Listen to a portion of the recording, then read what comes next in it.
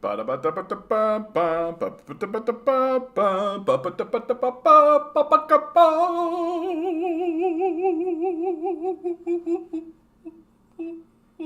did it. We did it. Glory be and mercy me. We've done it yet again. Here we are.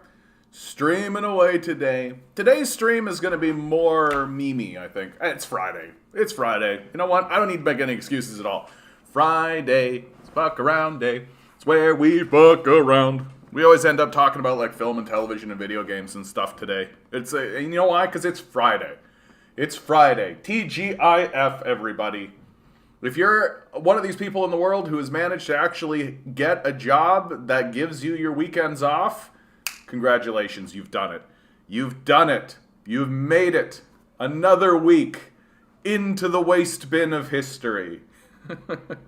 Now you get to spend 2 days recovering from the disaster that is this capitalist hellscape, and then Monday's gonna roll around and you're gonna do it all again. Aren't you happy? Isn't it so exciting? Yes! Yes! Man, what a downer. What a downer. Why do people even tune in with such downer stuff going on? Famita, how you doing today? Good to see you. Famita, you're steadily becoming like my most virulent supporter. You're like certainly one of the more active people in here. And it's brilliant. I'm so happy that you're around. Like, for real. It's so nice to know that there are people out in the world that are fighting the good fight. And hopefully, wherever you are out in the world, you're trying to organize with people. You're trying to, that's something I've been thinking about a lot these last couple of days, is I've got to get better at encouraging people. Like, the problem with this channel is that we're all too spread out into the world, right? We're all too just, like, out in the world. And, like, we gotta find more centralized organizing. Gotta find like more concentrated organizing. But so I gotta start really encouraging people, right?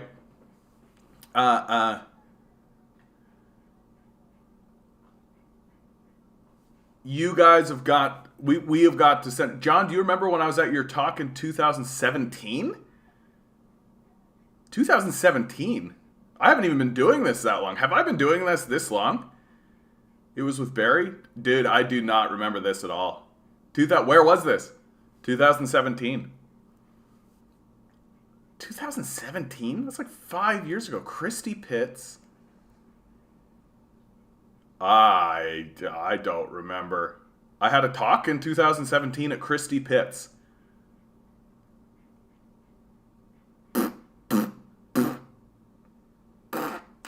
This is me right now. I have a terrible memory. Honestly, I've got a terrible memory for this sort of thing. Like, for whatever reason, my brain really does well with like historical facts, right? Like history, that kind of thing. But when it comes to like day-to-day movings on, right? I have a really, really terrible memory. But I'm happy that you were there. I'm happy that you saw what I was up to. I'm happy that the things that I am doing are inspiring people out into the world. That's the best that I can do. That's the best I can do. And it's good to know that Barry is also having an impact, right? Barry has been doing this work for a long, long time. And I feel like I've got to start doing a better job of trying to link groups together. Right? Like get socialist action linked with like fight back, right? And get us all in the same space at the same time, right? Like that's sort of I don't know why we're struggling to get like Acorn, socialist action, fight back. It does seem like there's a resistance. Like, I don't know how to describe it. Like, it seems as though there is just kind of a resistance to the idea of getting into the same room. And I think it really does come down to the idea that, like, each individual group is trying to build their own individual ranks. And every outing is an opportunity for recruitment. And so there's this sort of idea and I would be very surprised to find out that this is how they articulate it, but this is my perception of it, which is that and this I think is true of all of these groups that are organizing. Every group feels as though they're competing with every other group, and there's this people don't want to work together with their competitor, right? Even though ostensibly we are all allies, we're all fighting along the same line, and our differences are minor usually, right? Like Fight Back and Socialist Action and Acorn all agree with the base premise that housing should be a human right, food and shelter should be provided to the public, right? Like, and to me, like, that's all that matters. Like, anything outside of that is just ancillary discussion, right? And yet we don't seem to be able to make it happen. That there is a resistance to this sort of unification and this kind of idea of just getting together on extremely basic principles. And I really do think it does come down to just like, there isn't that many people who are even looking to join these kinds of organizations in the first place. And so when people do, so that means that the competition is a bit stiff. And you can see how that's manifested itself in kind of like all of these organizations have a weird sort of culty vibe about them, right? Like it's just true.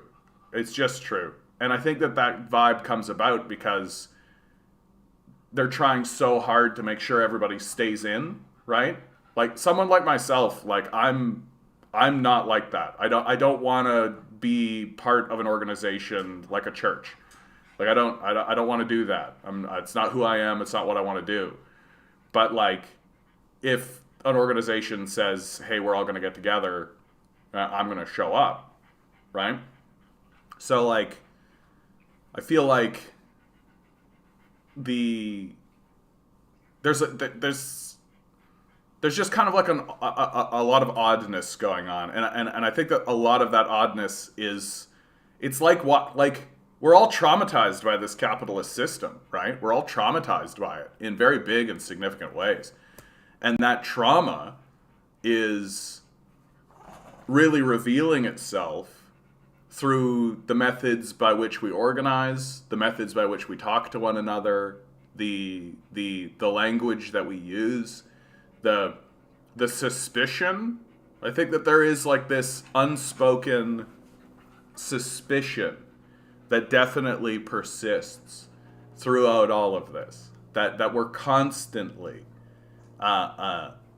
everyone is kind of side-eyeing one another all the time, looking for the moment that the dagger comes out, right? Like there's and that's constantly present because we live in a society that rewards that kind of behavior. That everyone, and I mean, just look at the way we talk about our history. Look at the way we talk about communist history and talk about these sorts of things.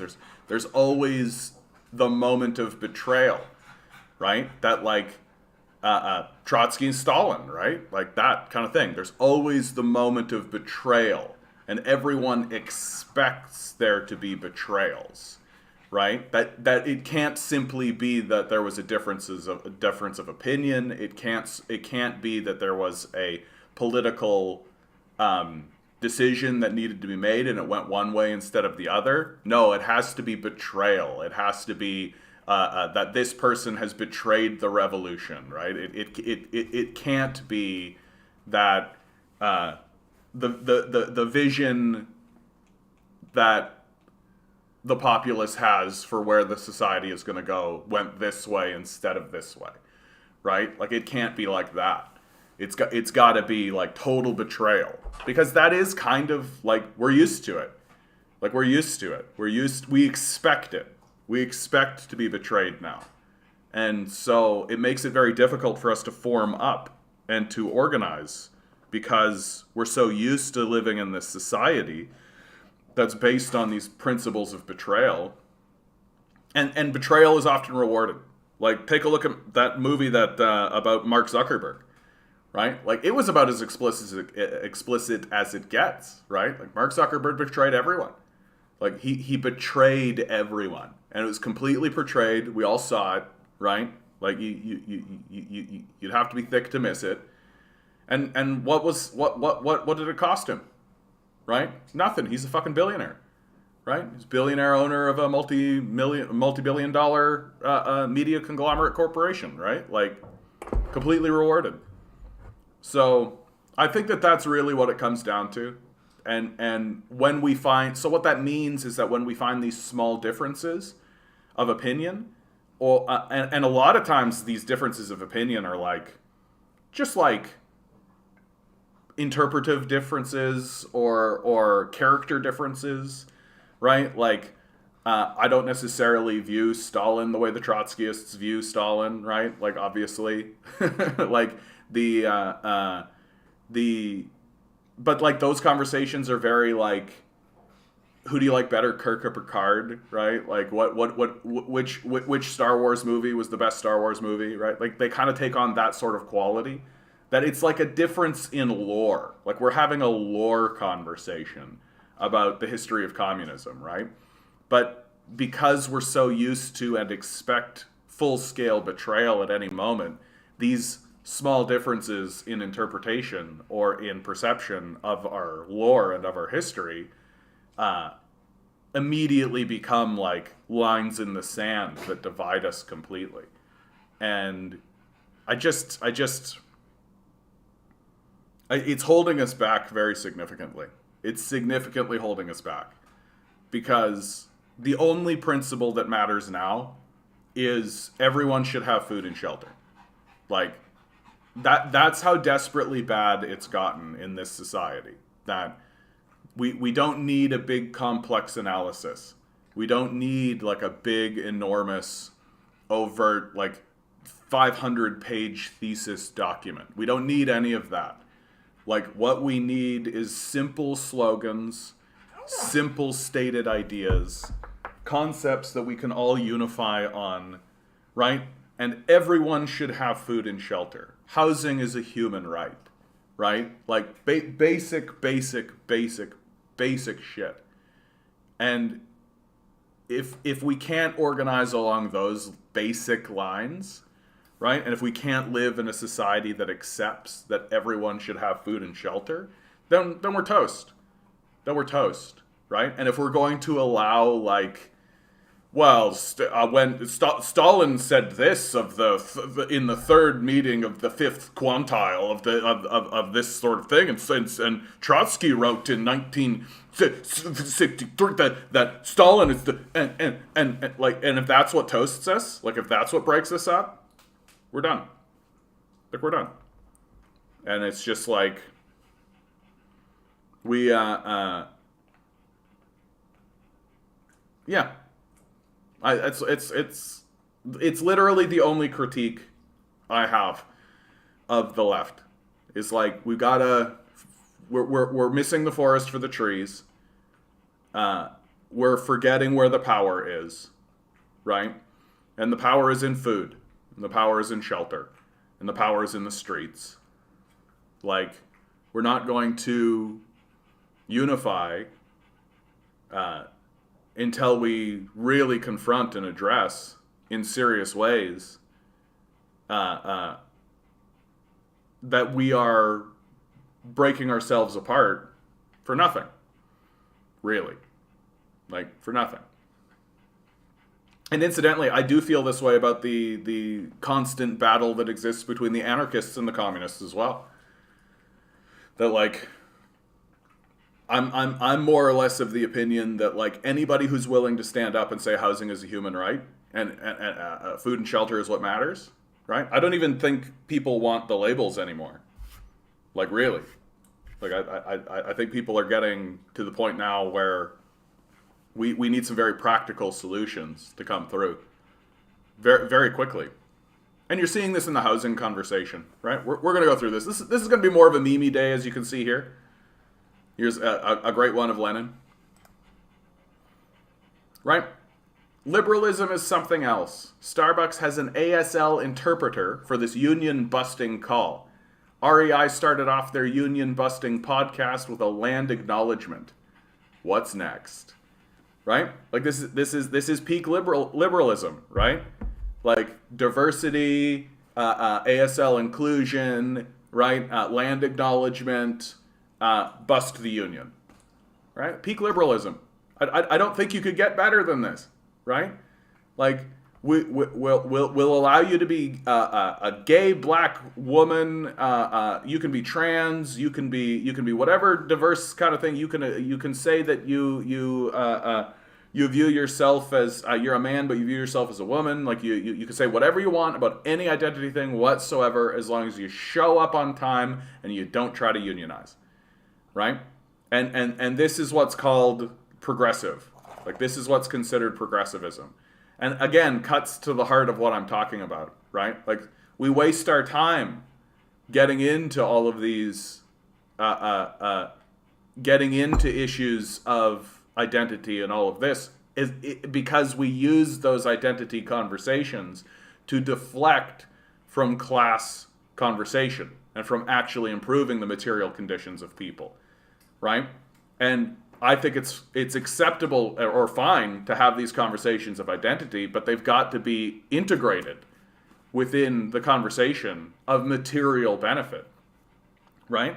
And if you're not actually talking about improving the quality of life in a material sense for indigenous people, for people of color, for trans people, for this sort of thing, if you're not actually talking about improving the material quality of life for people, then you're not really impacting anything meaningful, because corporations will happily change the way they look, right? If all you want from them is performative action, if that's all you want, right? If all you want is just land acknowledgements, if all you want is that your manager is black, if all you want is a more diverse appearance in the way that the corporation presents itself, it's going to do it.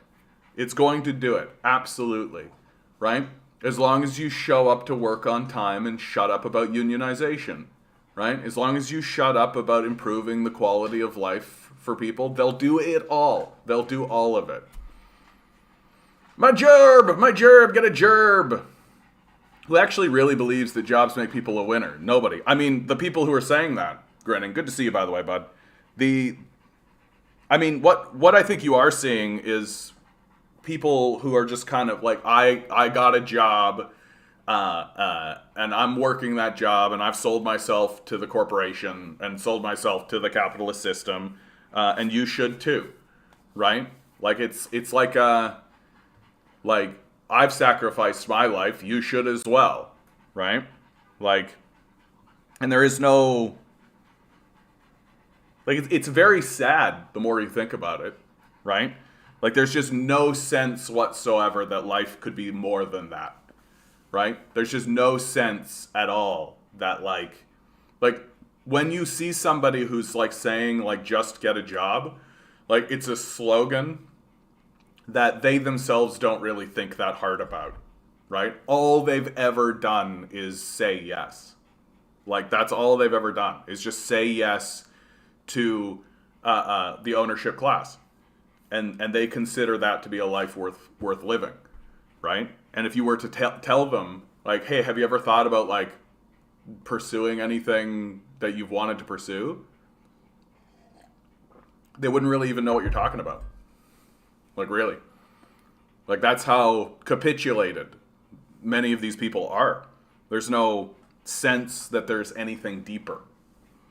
Like, the capitalist could return 100% of the value you produce on the job, and I'd still attack the fundamental relationship because it's hierarchical. I mean, my attack of the relationship isn't necessarily because it's hierarchical, it's because it's antagonistic, right? Like, when you actually view, like, you have an owner who wants to maximize their profits, and you have an owned who wants to maximize their profits, right? But you can't like, the benefits that are given to this group are taken from this group. and vice versa. Benefits given to this group are taken from this group. So these two are at odds, fundamentally. You've built, or there is an antagonism. There is an antagonism that exists in the society. It's structural, unavoidable, right? That even if everyone existing in the society was an angel, even if all people involved in it wanted the best for everyone and looked out and said, all I want for everyone is for everyone to have rainbows and puppies and all the free time and all that kind of stuff, well, that antagonism ensures that that can't occur, because benefits taken from one group directly go to another group. And the relationship is so fundamentally built in that and if we don't break that apart and remove that antagonism, then we're constantly going to be at war with one another. We're constantly fighting with one another. Yeah, the more we attack the employer-employee relationship, the more people will wake up, I foolishly hope. But I mean, yeah, I do think that that's true, right? Like, you think about the just get a job crowd. Like, really think about what it is they're saying, right? Just sell yourself to the owners, right? Like, just sell yourself to the owners. That's it. Like, that's their big solution, right? Just sell yourself to the owners. Just do slavery harder. Just invest in wage slavery more.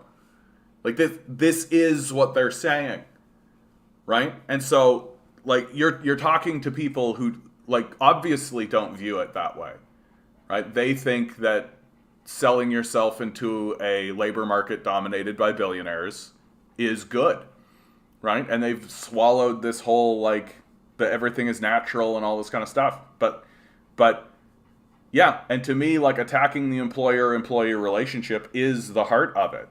That our solutions in the society are things like unions, right? So just, like, mob up, right? Make it so that they have to talk to all of us all at once, that they can't just cherry pick us and divide us up, right? But that's not really a solution, right? That's just a way of dealing with the relationship, right? That's just a way of trying to tilt the balance of power into the direction of the employee, right? Away from the employer. But all that is a tactic, right? It's just like a strategy, right? It's a war strategy. So, but no one's really asking the question, how do you end the war, right? How do you end this war? And there are ways to end the war, right? The dictatorship of the proletariat, the idea that, like, we create power structures that exclude the ownership class entirely, right? Create a society for the benefit of working people, eliminate the ownership of society generally, right? That the ultimate, like, decision-making apparatus, right, does not respond to the ownership class, but it responds to the working class. Like, that's one way of going about it, right? We, of course, can't actually achieve that here in the West because the system is so overtly compromised, right? Like, we'll never be able to elect such a group into power. It simply will never happen. The power structure is far too entrenched. The destruction of, like, any group that attempted to organize on the lines that I just described would be overtly destroyed, like, aggressively destroyed in serious and significant ways. Like, you're talking like another, like, full-on McCarthy-style purge, right? Like, here in Canada, you had a figure like Tim Buck, right? Tim Buck got straight up picked up off the streets, arrested, right?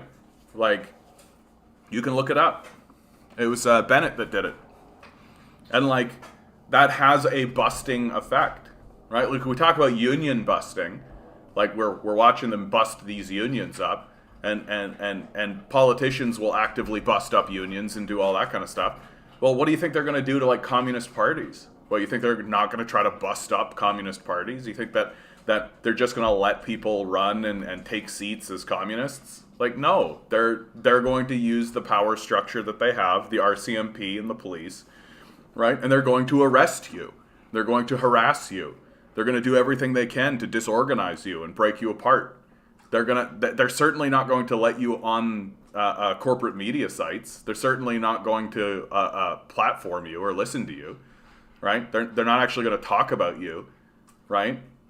Even if you did get elected into the House, right? They're not going to show what you say, right?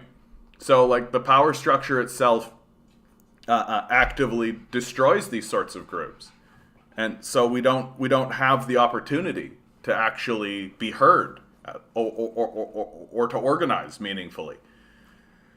And so that's why I say, like, funneling energy into an electoral system, like the people that want to do it, like, more power to them, off you go. But that's not where the power is, right? That's not where the actual power is. The power lives in the streets, right? The power lives in the streets. The power lives in getting masses of people to surround the halls of power and to make it clear that we understand the thing has become illegitimate. Like, our ruling class and our ruling structure has no legitimacy any longer. Like 0%. If you could go into negatives, you should. Right? Like, what legitimacy does the ruling class have any longer? They're literally letting hundreds of thousands of citizens be homeless in the streets. The housing market is being completely destroyed. They're not doing anything about it. Food banks are experiencing more people coming to them than ever before. They're not doing anything about it. Like, what is it going to take? Like, what is it going to take before we actually come to the actual conclusion, that the accurate conclusion that the ruling class in our society no longer has any legitimacy whatsoever, that they've unmoored themselves from reality and are living strictly in a space of culture war, right? Like, and they've replaced meaningful conversation about how to actually help people's lives with this culture war. And that's the best we're ever going to get from them, right? And that's the best the system will ever do. It's never going to do better than that. Honestly, I don't think most people have even the beginnings of an understanding of just what we're facing. A growing international authoritarian movement, historically concentrated capital, tech messianism coupled with white supremacy, and unparalleled surveillance and control. And the damnedest thing is that there are so many of us warning about it, but also they're literally telling everyone what they believe and what they want to do. Conferences, articles, podcasts, books, it's all right there. It's in the open. And people just keep ignoring it. Right? People just keep ignoring it. Like, because people don't want to believe that that's the case. Right? They want to believe that the ruling class is actually interested in rational and compassionate thinking.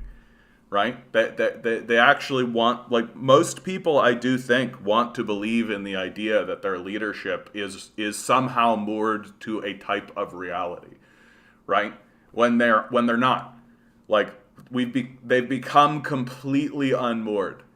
That their goal is not to improve the material conditions of the societies that they govern, but to manage the descent. That's the goal now, right? The goal is not about saying to the poor and the needy, or even the middle class, such that such a thing exists anymore, that we're going to stabilize the society, right? Yep, our leaders are now our enemies, and they always were. And they always were. That they're not actually interested. If they were interested in improving the lives of the citizens, they would. Like, that's the thing that I can't believe is so difficult to understand.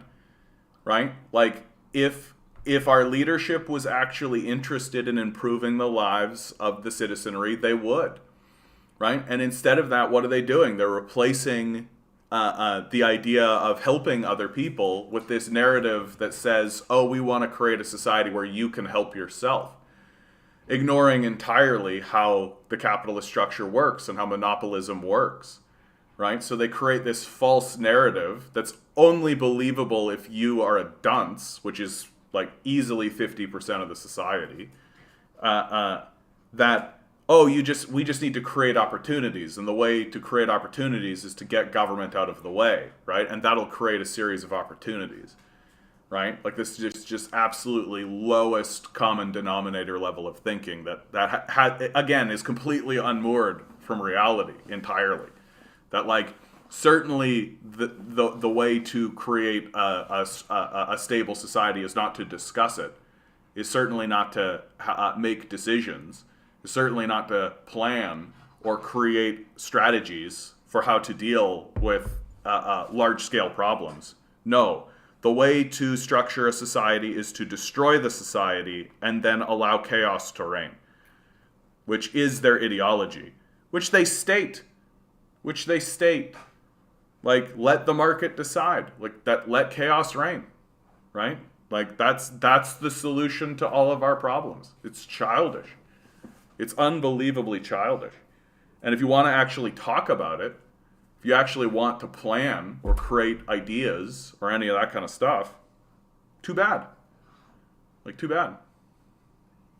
I mean, we're marching towards an absolute apocalypse, right? And we have political parties here in Canada. Like, the NDP exists to control dissent. That's what they exist for. They exist so that should the populace actually come to the point where they say, wait a minute, these conservatives and liberals are allies, and they work with each other in order to continue destroying the civil society and the civilization, well, then I'm going to vote NDP. And then everybody goes NDP. The NDP capitulate on, like, dental care, right? Something that's not really threatening to the power structure, right? And then everybody goes, haha, we did it, right? And so, or at least we got dental care, right? Something like that. And then the grift continues, right? And then once the people realize it and get tired of the NDP, what are they going to do? Well, they're just going to bounce back conservative liberal again, right? That's the strategy. That's the goal, right? And we're falling for it. Hey, Watson, how you doing, bud? How you doing?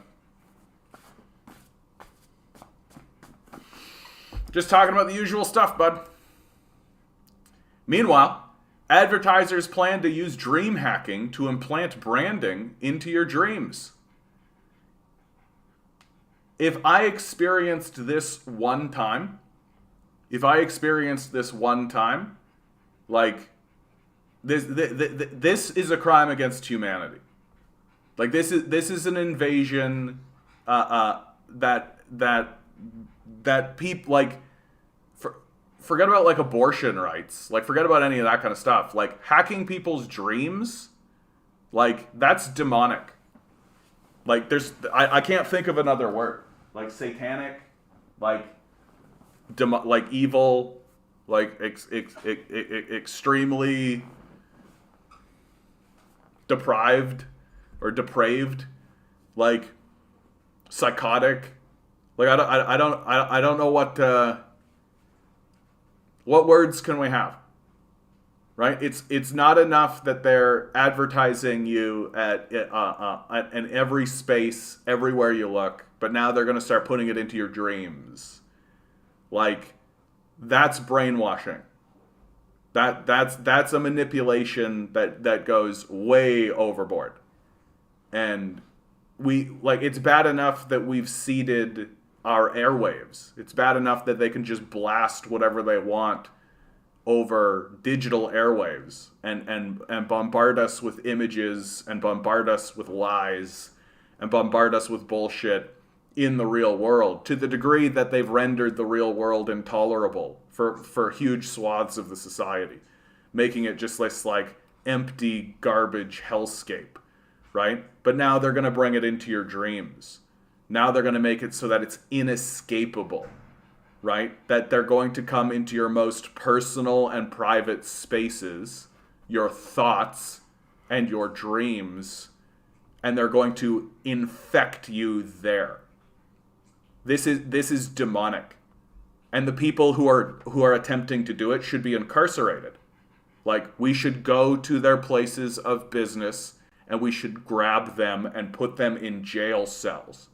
for even researching how to do this. Like, for real. Like, for even attempting to manifest such a thing into the world. Like, because if you can start hijacking people's dreams and brains for this purpose, you can do it for lots of other reasons.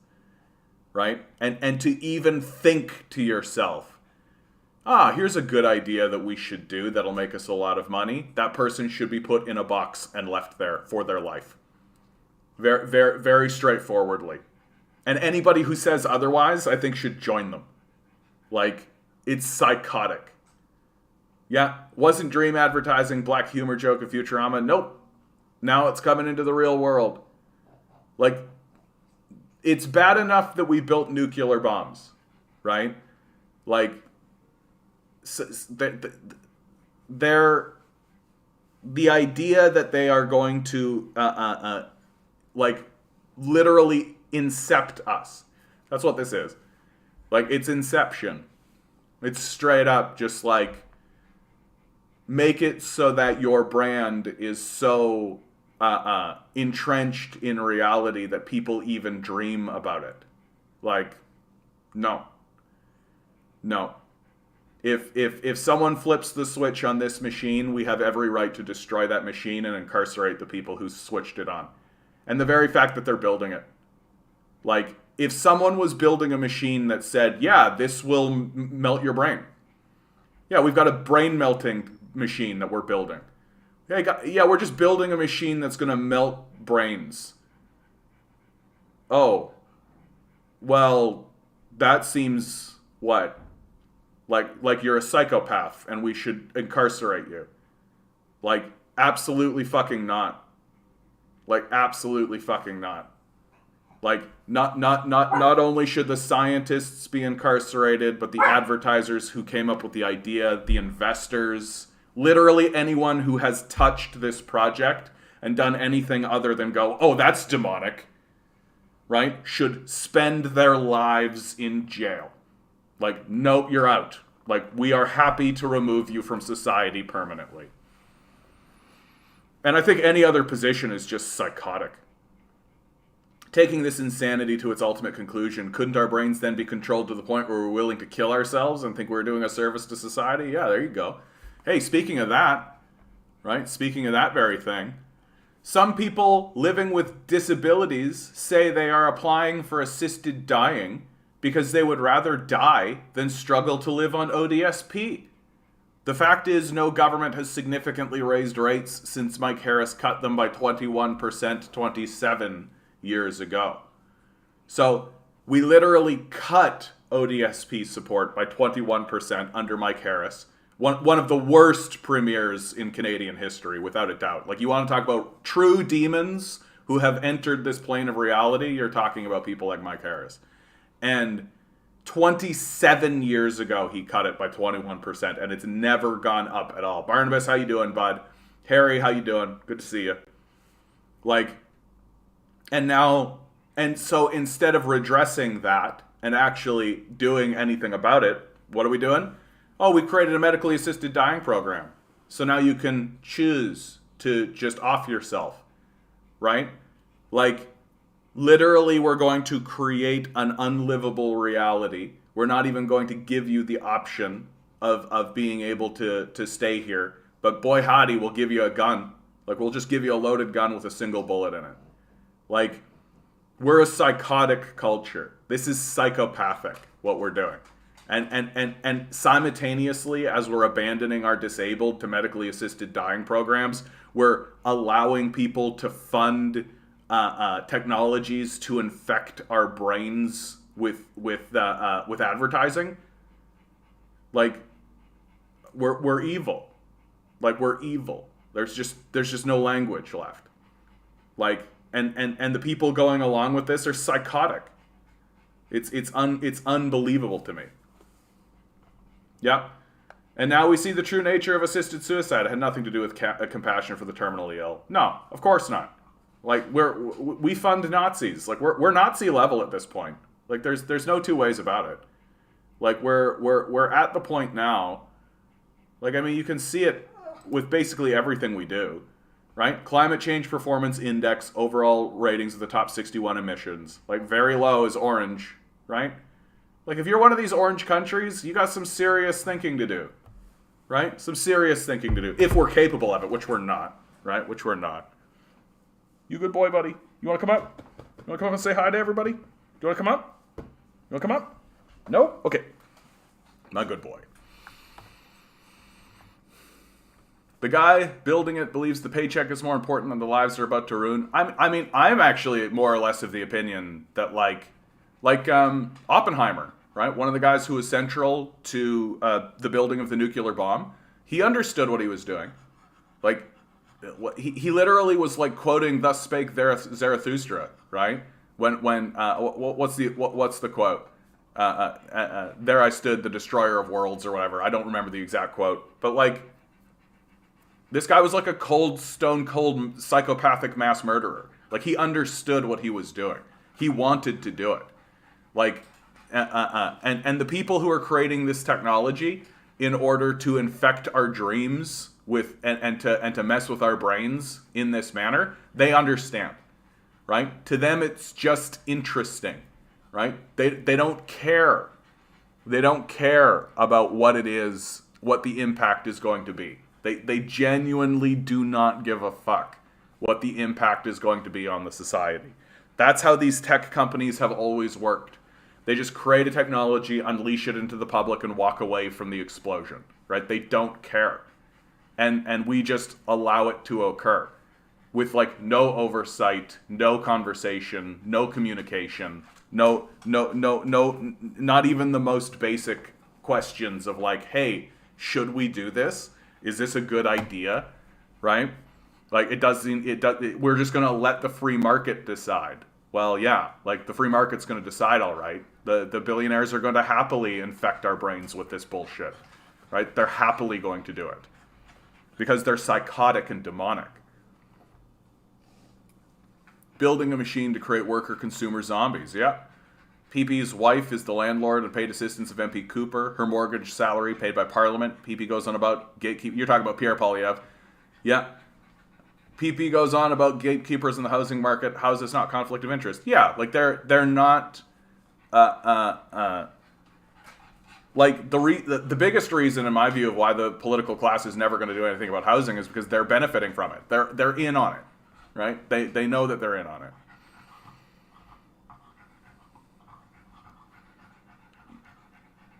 Yeah, dying with dignity will be a cost-saving mechanism. Yeah. Assisted suicide in Canada is basically the suicide booths in Futurama. Yep. Yo, John, to a raffle for the flag I want to give out.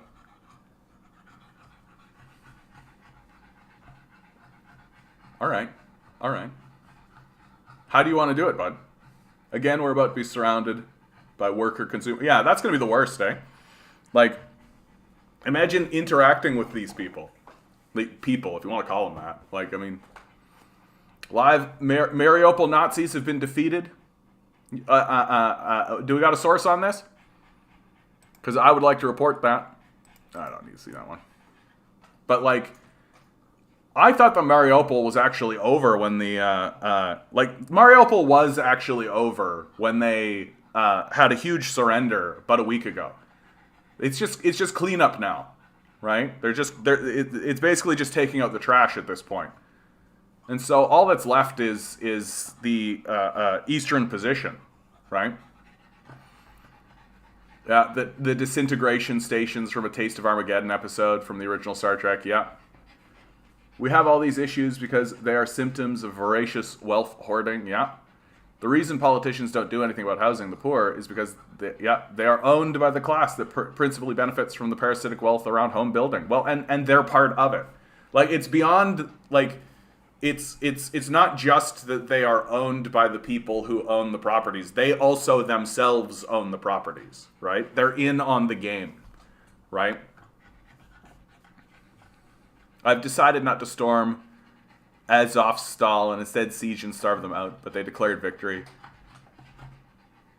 They've decided not to storm Azovstal and instead siege and starve them out. Yeah, I mean, that's the way that the Russians are going about it, right? That, like... any action that you're seeing. Oops, I went to the wrong place. You know what? We can do. Let's do the number draw. Let's do the number draw. Who's in? Who's in?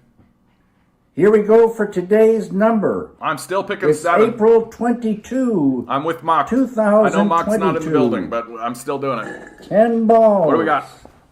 Each ball has a number. What do we got? Okay, hold on. I'm pausing for a second because I feel like you guys are lagged a bit. We got an 8. We got a 6. We got another 6. Watson, Ward, good to see you.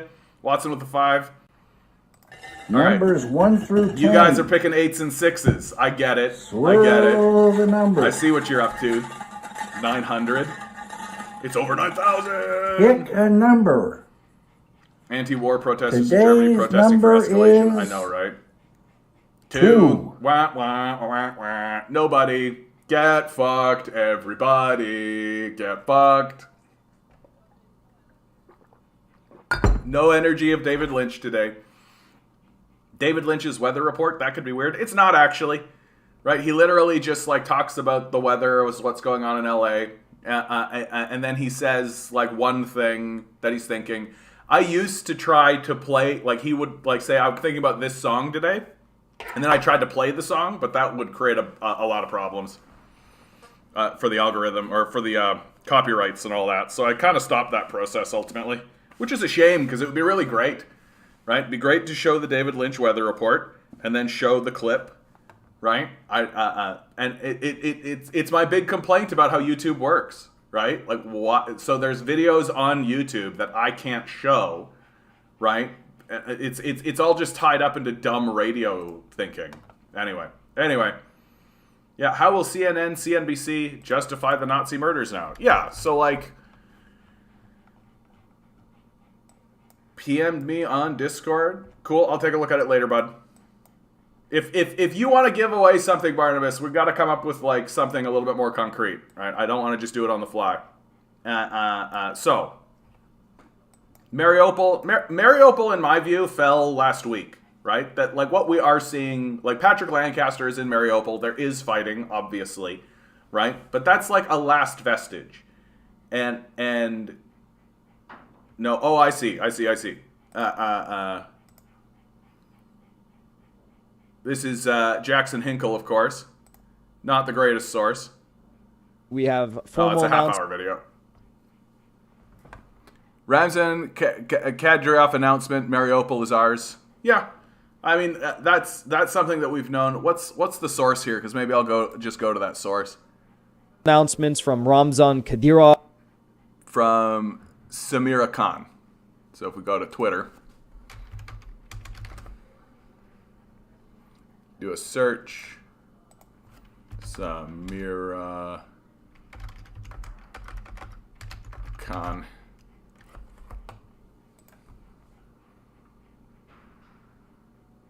Oh yeah, good stuff. Good stuff. Oh no, it's from somebody else. Samira Khan. Come on, what's going on?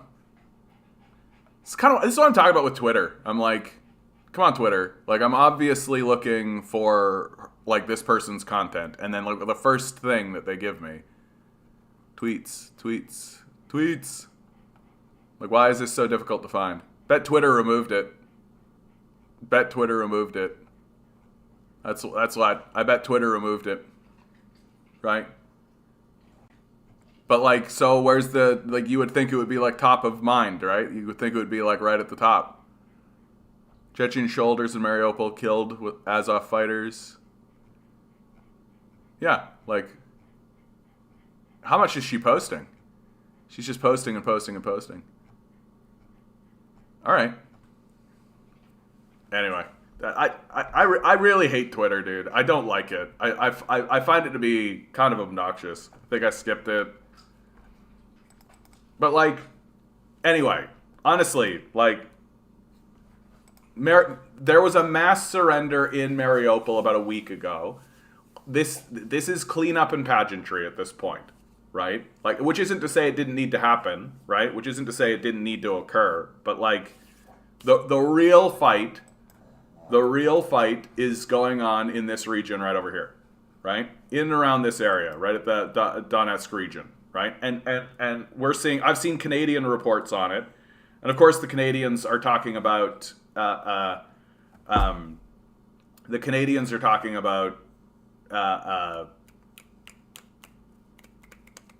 like the Azov Battalion is far right. Like they're not Nazis, right? You can't say the word Nazi, right? They're far right, but like they're here. The Russians have them surrounded, right? And we've got footage, right? The Russians are dropping missiles and shit into this region. They're not fucking around, right? They're literally just like gonna siege them and carpet bomb them until they surrender. Like that's what I expect to see, and that's what we are seeing. And an event like the Mariupol surrender, right, is good, and it's good that the Russians are claiming it, right? Yeah, just some hunkered in the power. Like they're gonna run out of food. That's what it's gonna come down to. Like these Nazis know what's up. Like they know they're not walking away from this. Right? They know that they pushed all of their chips into this idea because they were living in a delusional space that NATO was going to come and save the day, right? That NATO was actually going to ramp this up and that it was actually going to turn into like a World War III thing, right? These worshippers of death, like they really bought into this. Do you think we'll see an East Ukrainian state recognized? I mean, this region here, the Donbass region, you can see the line right here, right? This is going to become its own independent state for sure. That at this point is essentially written in the stars. It's one of the major demands of the Russians. Like, the Russians invaded with the casus belli of demilitarization and denazification. Those were the stated reasons for moving in, right? And then there's been 3 major military objectives, right? There's the military objectives are, 1, that Crimea is officially recognized as part of Russia, right? Which essentially it has been since 2014. Right, the people of Crimea are in favor of it. Obviously, the Russians have every reason to want Crimea to be part of Russia. Right, it's a huge military advantage. There's resources off the coast. Right, like there's every reason you can imagine. Right, and then on top of that, like the people want it. So you don't even need to oppress them or suppress them or anything like this. Like you literally have the territory. So that's one. The second one is that Ukraine signs documentation saying that they will never join NATO, right? That they officially automatically decline any offer to join NATO, which more and more we're learning that that offer was never serious, right? That NATO was never actually going to let Ukraine in. That behind the scenes they were saying to Zelensky and previous leadership, we're not going to let you join NATO, but publicly we're going to say the offer is open, right? And but they're going to sign a document saying that they will never join NATO, that'll be off the table. And then the third one was the independence of the Donbass region, right? Which used to be like basically Luhansk and Donetsk, but as the war has gone on, the territory is getting larger and larger. And so it's likely that Mariupol will go. Right? That Mariupol will go the way of Russia. And that this will become its own independent nation. I wouldn't be too surprised if they also attempted to make this region here. Right? Like this is primarily speculative. I'll be as upfront as I can be, right? This is speculative, what follows. I don't have the document, right? But this area here, where Kharkiv is, right? I wouldn't be too surprised if, given the length that they have gone to, like, if the Russians had rolled in and there had have been like a wide surrender and everything had to just like put it down on the table, then you would have looked at like, yeah, Donbass area would have gone independent. They want the Donbass region to turn into Belarus. That's what they want. They want it to turn into Belarus, and Putin and the Russians have every reason to want to turn Ukraine into a quagmire politically, right? They want it to turn into a political quagmire. They don't want NATO to be able to roll in and like talk to whoever is in charge of Kiev and basically have this huge chunk of land swing to NATO, and like they don't want that at all. What they want is they want it to be a series of smaller countries, right? That's why this up here, like Estonia, Latvia, and Lithuania are actually all part of NATO. This is something that NATO stands will bring up and be like, well, there's already people who are on the Russian border part of NATO. Yeah, but look at them.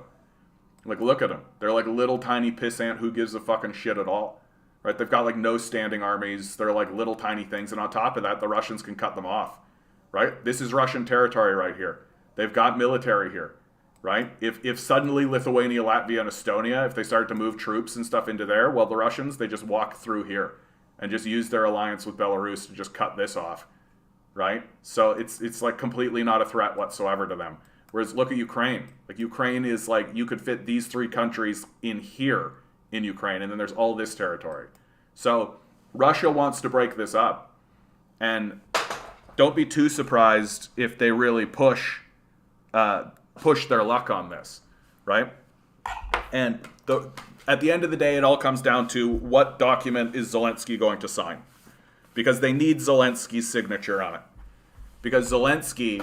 the West has poured so much propaganda and so much like rah-rahism behind Zelensky that any document he signs is going to be considered valid, right? That the West is not going to be able to say this is illegitimate if Zelensky's signature is on it. And so what's going to happen is once the Nazis surrender here, well, there's no more military force left. Right? And so essentially the Russians are just going to say to Zelensky, look, you accept our terms or we're going to take Kiev. Right? And you don't want that. Right? You don't want us to take Kiev. And we don't want to take Kiev. Like the Russians are not actually interested in doing that. Right? And if Zelensky digs his heels in and says, I'm not going to cooperate, right? Then they'll go in and they'll take Kiev. And after they take Kiev... they're basically going to say, okay, these are our terms, right? And if Zelensky still refuses to move, and at this point, the only way that Zelensky could refuse is if he actually did escape to Poland, which is what the rumor mill says. The rumor mill says that he's in Warsaw right now, right? And that everything he's doing is just by green screening and all. Although we have seen... like he walked around with Boris Johnson. Boris Johnson went to Kiev recently. And he and Boris Johnson were like walking around in the streets of Kiev with like armed guards all around them. As like a way to show like, yeah, I'm still in charge of Kiev. Look how safe it is surrounded by military like forces and all this kind of stuff. Pretending like that means that you're actually in charge of what's going on. And it is going to come down to this, right? That once the surrender actually happens here, which it's an inevitability at this point. It's just tick tock. Like when do they run out of food, right? And again, like this is why everything that the West is saying, like Trudeau is like sending more military equipment, completely meaningless. Completely meaningless. They can send as much as they want. They don't have control of the supply lines. The Russians control this road. They control all these roads, right? Like how you getting this shit in, right? You're not gonna fly it in, right? You're not gonna do like drops and stuff. Like they're gonna send the stuff, and it's probably gonna get to the border if they tried to, right? But like essentially, what you're doing, if you actually attempted to send this hardware into this region right now, well, guess who's gonna get a hold of it? The Russians. The Russians are for sure gonna, like, what? You're gonna take like a fucking semi truck, and you're just gonna take like a line of semi trucks, and you're just gonna drive them into Ukraine, and the Russians are just gonna be like, oh, it's just semi trucks.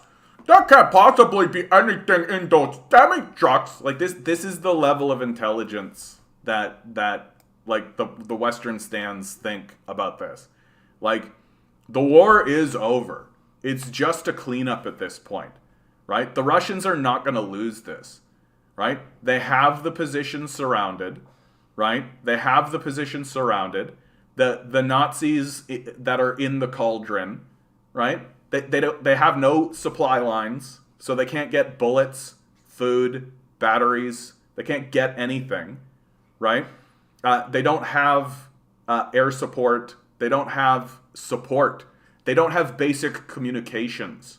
They literally can't talk to anybody outside. Like they don't have power. They're literally hunkering in houses while Russians are flying jets over them, dropping missiles on them. Like, war is over. It's just, when are they going to surrender? Like, when are they going to tap it, right? And the Nazis that are in this region are the ones that are going to tap it, right? Because Zelensky can't, because they don't listen to Zelensky, right? Like, that's the harsh reality that none of these Westerners want to accept. That, like, Zelensky could say we surrender all he wants. They're not. It's up to them.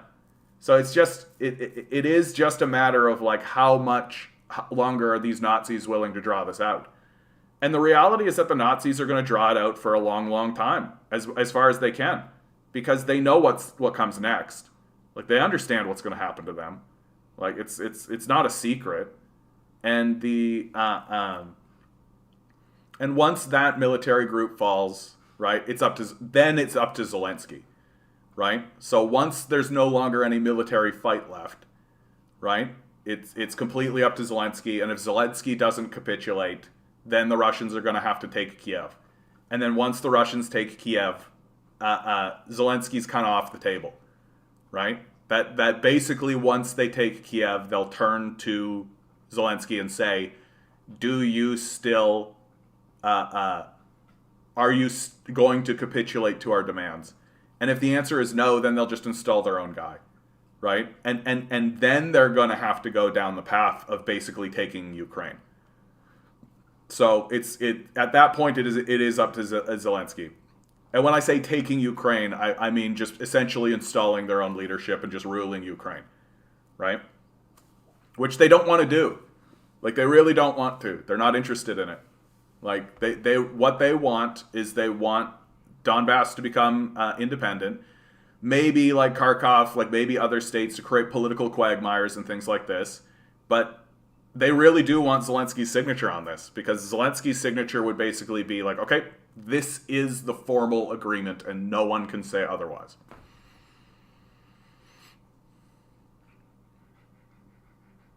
Yeah, 3 of the poorest countries at the east end of the Baltic, by the way. Yeah, exactly. Like, who gives a fuck?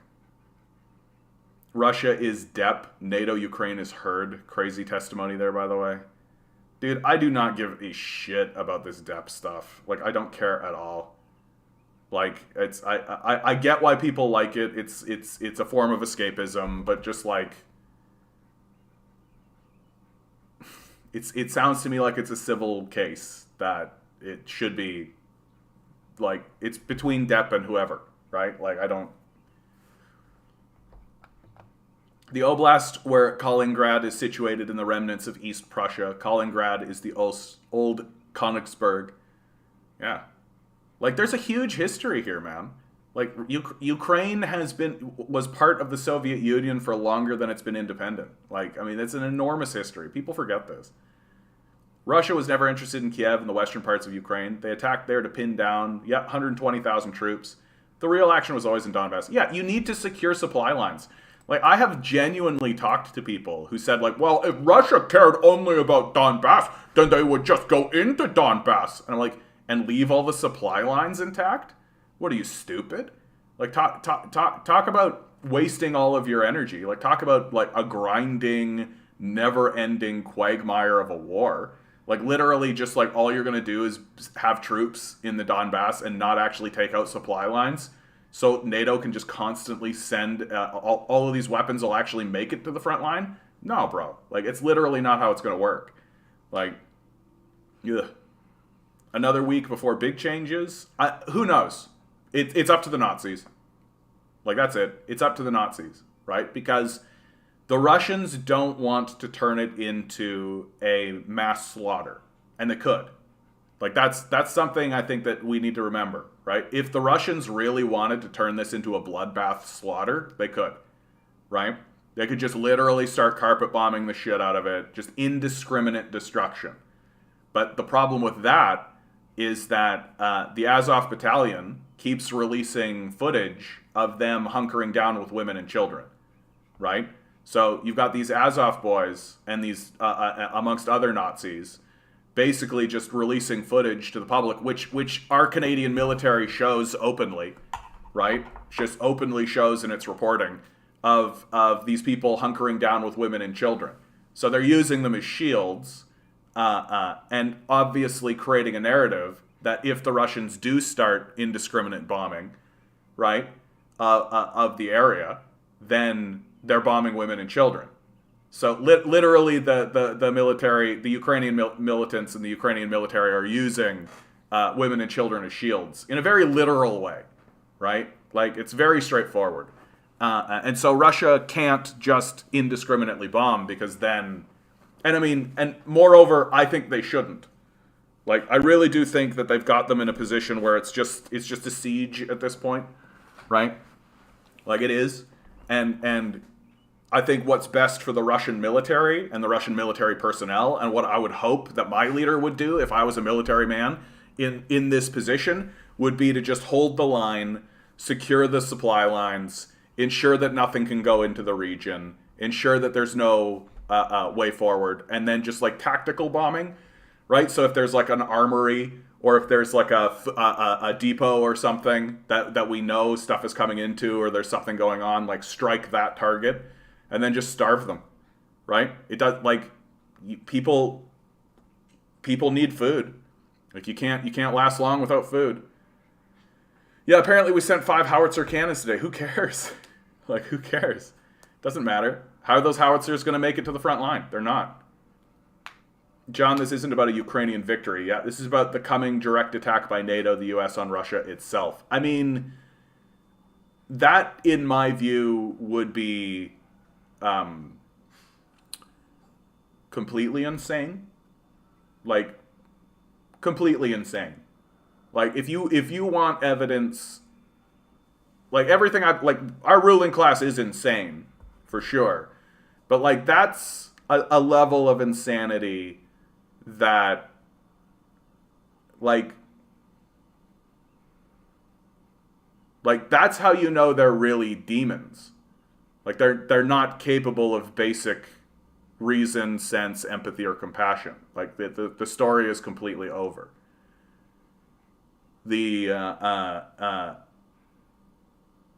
Because Russia has shown very clearly, and has shown the West in very overt and obvious ways, that an invasion of Russia is going to result in a massive amount of destruction on key American targets, right? Like, we've got hypersonic missiles, or the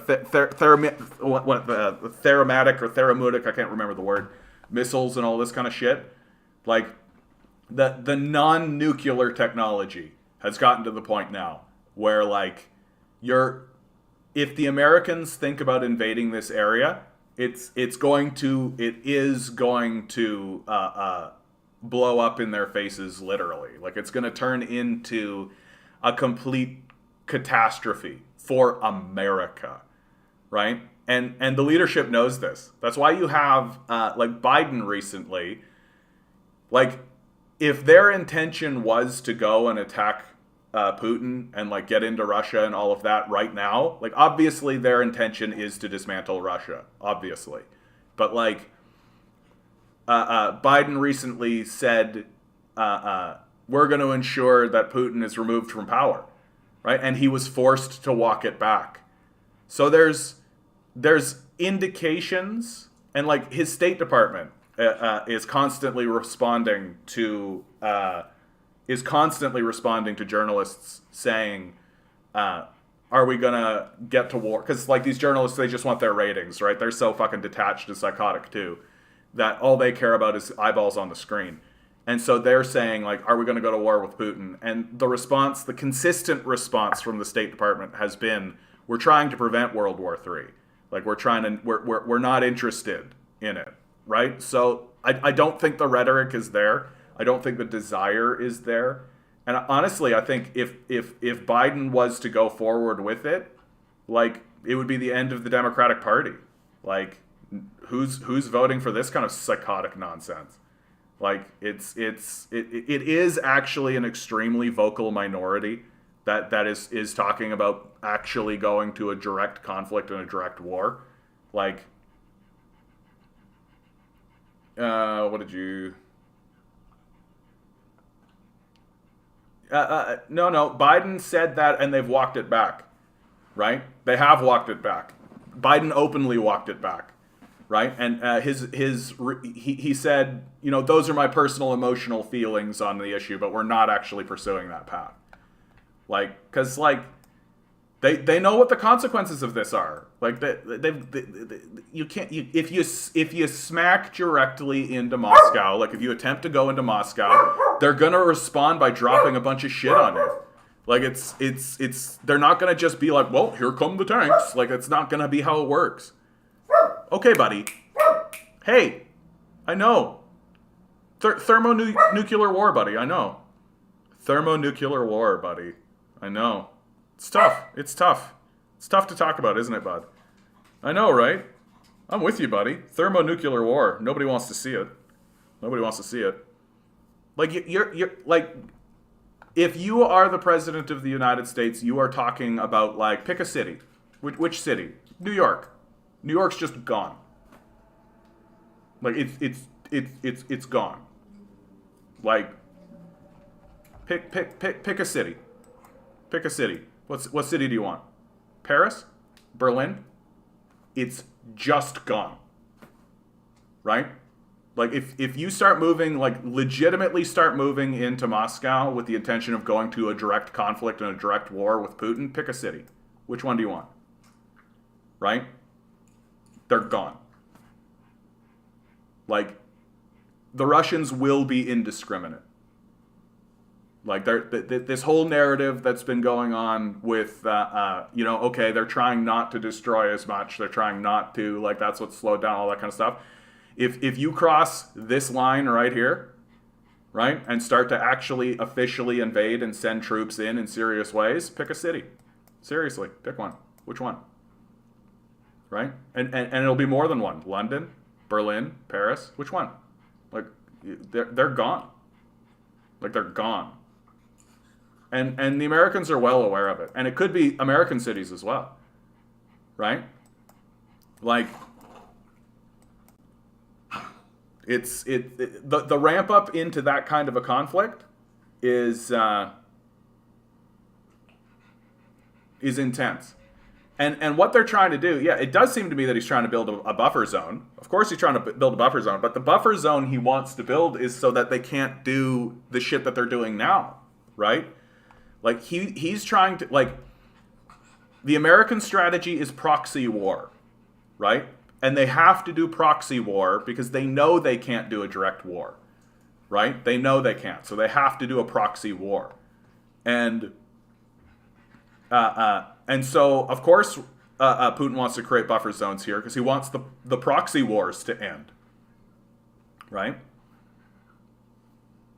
East Prussia is the origin of Teutonic Germanic militarism, Teutonic Knights and so on. Yeah, brilliant.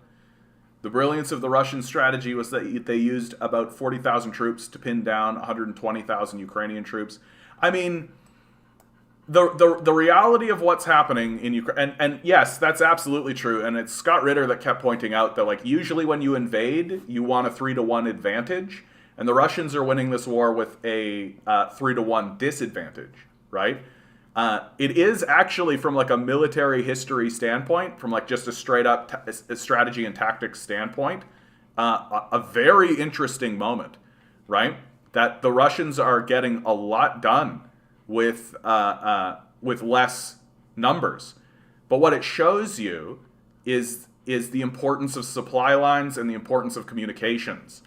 And if you don't have air superiority, right, how much damage that can do on the ground. That, like, a well-organized, communicating, well-supplied military group is way more powerful than overwhelming numbers of disconnected, non-supplied troops, right? It's from a straight up military strategy perspective, it is actually brilliant what the Russians are doing. Like the boys at West Point are going to be studying this conflict for a long time, because there's a lot of interesting stuff that's happening. The Russians are doing a lot of interesting things and are operating in very interesting ways, right? And in ways that Americans, like the American populace, certainly don't understand. Because the American strategy is just shock and awe, right? Just go in, blow the place up indiscriminately, like go in, kill children. It doesn't fucking matter, right? But that's not what the Russians are doing. And so, this war will be studied for hundreds of years. Like this is a real and like this is one of the most interesting wars. Like if you distill the emotionality out of it, this is one of the most interesting wars of the century, because it's happening with like these looming nuclear threats.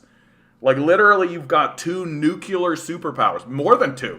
You got Germany in this conversation, you got France in this conversation. So you've got all these nuclear powers just like, I got a nuke, I could just start nuking. We got nukes. Like literally Russia is sitting there being like nukes, nukes, nukes, nukes. We got nukes, right? And so this conversation, this violent conversation, this series of proxy wars and struggling political power dynamics are all happening in this like region, and somehow we have actually created like a way to have like what's called conventional war, but what we mean is non-nuclear war, in this one area. And everybody knows, okay, it's got to be confined to this area, because if it starts to spill outside of this area, nukes, nukes, nukes, nukes, nukes. And so somehow humanity has managed to actually solve the puzzle of how to do war with one another as nuclear superpowers without actually evoking the nukes so far, right? Because it's like, that's when shit's going to get real fucking real. If I was a betting man, assuming NATO, the US, attacked Russia itself, Putin's response might be to initiate a missile attack on some of the major Eastern European cities, drawing NATO into a larger conflict. Honestly, dude, like the way that Putin has been talking about, like, if you cross this line, like if you lob a missile at Russia, like if you do anything, like pick a major city, like a major city, like forget about like Slovakia, Romania, Serbia, like forget about the Eastern Bloc, like Paris, London, Berlin, and we are not going to be discriminate. We are not going to look at you and say, oh, but the women and children. If you cross this line and throw a fucking bottle rocket at Moscow, we will level Berlin so it never recovers. Like, that's the language that's coming out of the Kremlin. And they fucking mean it. Like, they're not bluffing. And like, America is going, yeah, that's probably right.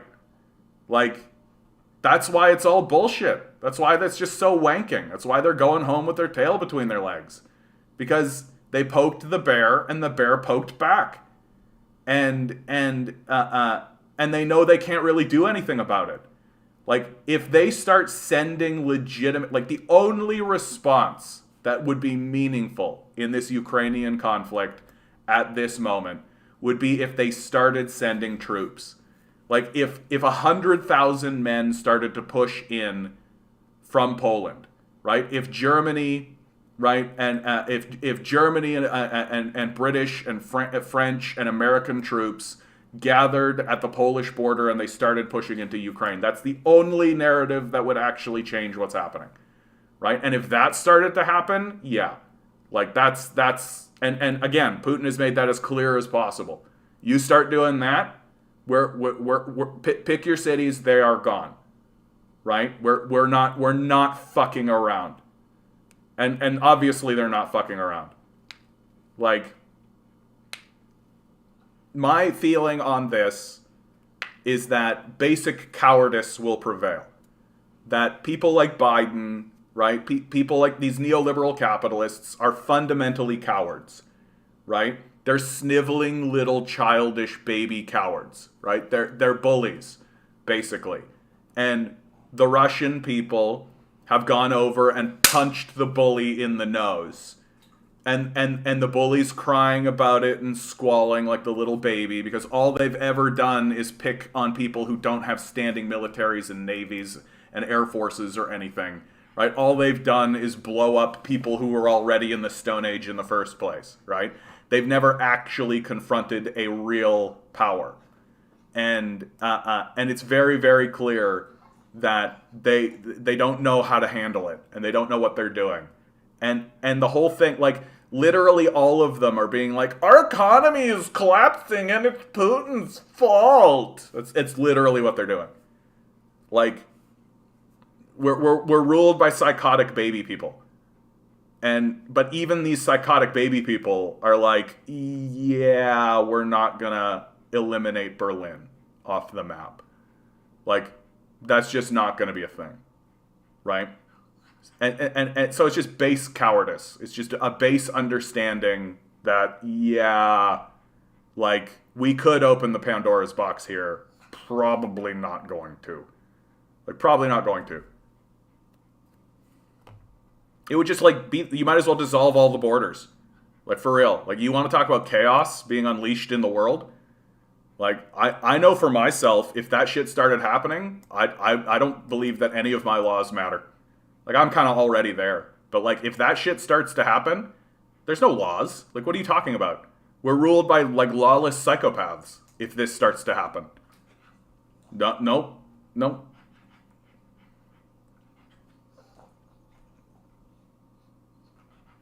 What are you guys saying? USD failing as the world reserve currency. Oh, yeah, I got a great one on that one. Israel adds China's yuan for the first time ever, while cutting its dollar holdings in the biggest currency reshuffle in a decade. This is actually really big fucking news. This is huge, actually, right? Israel's central bank will add Chinese yuan while slashing its dollar and euro holdings in a move to diversify its reserve allocations and lengthen its investment horizon. Like, even Israel, the surrogate state of the United States, is beginning to see that it's gotta move where the power is moving. It's gotta go where the wind is blowing, right? Even Israel. Like, that's how desperately bad things have gotten. Like, we like to say, and we like to joke around that, like, Israel is just essentially an American state, right? They constantly vote in line with the United States, but they're their own place, too, right? And this has always been the blowback that has always occurred in the United States. That the United States funds huge dictators, right? People like Saddam Hussein, right? They install their own leadership and they dominate regions, right? But it's only a matter of time until that leader starts to do things for the benefit of their own people, right? And do things for the security of their own nation, and do things for the security of their own legacy, right? And just to remind you, right, this kind of stuff that you're seeing Israel do now is the reason why Saddam Hussein got his ass invaded. He was starting to trade for oil in the euro instead of the dollar, and that would undercut dollar hegemony. So the Americans have shown that they're more than willing to invade a nation in order to destroy people who are attempting to do what Israel is now currently doing. Like, the House of Cards is collapsing in big and major ways. And who's going to pay for it? We are, for sure. Like, our entire economy is based on the idea that everyone else does the work for us while we do nothing. And it's just falling apart.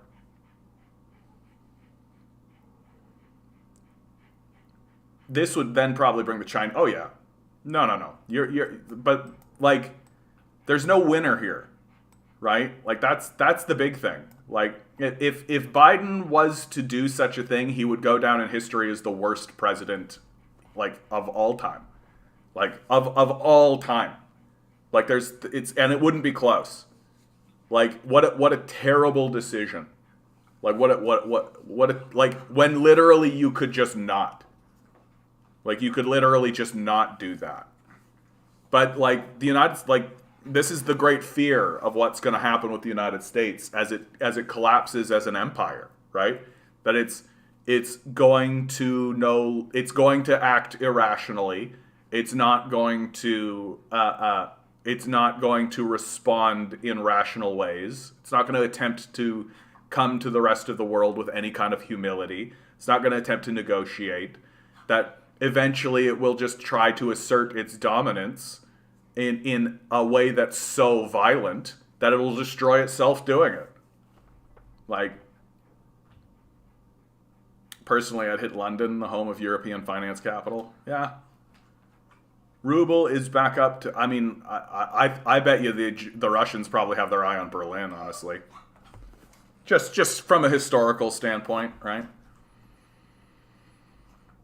Backed by gold matters, but nobody ever wants to report that fact. Bloomberg put out an article saying the ruble would fall again. It won't because gold. Yeah, exactly. Like the Russians are very smart at this moment to tie their currency to gold, right? It's a smart thing to do because it's while it limits their currency, right? That's the benefit of a fiat currency is that your currency is less limited, right? You can print as much as you want of it, right? And you can manipulate it more freely if it's a fiat currency. But that makes it, by the very nature, just by describing it, I heard everybody think, yeah, that sounds very fragile. Yeah, that's exactly what it is. So that's the trade-off, right? And the real problem with fiat currencies, in my view, is that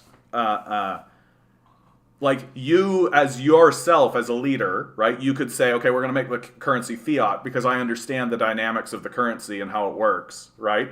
But then an election happens and a guy comes in and he's just given this fiat currency and maybe he's just like, well, that means we can print as much money as we want forever. And then he does, and then the fucking whole thing collapses because he doesn't understand how a fiat currency works, right? Whereas that kind of thing can't happen on a gold standard, right? The gold standard is at least stable. It stabilizes, right? And if you want to manipulate it in the same way as a fiat currency, then you literally have to like create gold or destroy gold. And nobody wants to do either of those things, or can. As the old saying goes, he who controls the spice controls the world. The spice must flow. John, this is the opening salvo of a coming great power conflict between NATO, the US, and China. I mean, they are building nuclear submarines. Like, they are building nuclear submarines, for sure. But, like, is the United States this insane, is the question. Like, should they actually begin a real conflict with these powers? And that's what they're doing. They're obviously poking these people. But, like, the escalation to nuclear war is very real, right? And, like, China and Russia are not going to tolerate it. Like, they're not going to put up with it. And so, like, the question for any leader is, how many cities am I willing to sacrifice to this cause? Right? Like, this, we're not in World War II, right? It's not like 1940, right? Like, technology has gotten a fuck ton better. Like, a fuck ton better. China has fired rockets around the planet, right? Hypersonic missiles exist, right? And we don't have the capacity to prevent them from doing it. And if we begin invading their main territories, well, like, what is it that actually prevents us from thinking that they're not going to drop bombs on New York or Los Angeles? Like what is this ethos that exists inside of the white supremacist mind that says they would never dare? Like, even when we wrote a document, the Rand Corporation wrote a document called Thinking Through the Unthinkable, War with China. And even in that document, it assumed that China would not use, would stick to conventional warfare. for some reason. Like, why would they ever think that? Especially as the Chinese and the Russians are both saying, like, we have fucking nukes, dude. Like, we've got them. What makes you think we're not going to use them? Like, the question really is, how suicidal has America become? Like, how aggressively suicidal are they? And, I mean, maybe. But I know that I wouldn't want my presidential legacy to be the guy that got nuked. Which is what we're talking about. Like, that's what we're talking about. Right? Like, if you start moving into mainland China or start moving into mainland Russia, you're getting nuked. Like, let's stop fucking around with this. They've got the missiles. They've got the nukes. 1 + 1 = 2. And if you start moving into their territory, they're going to fucking nuke you.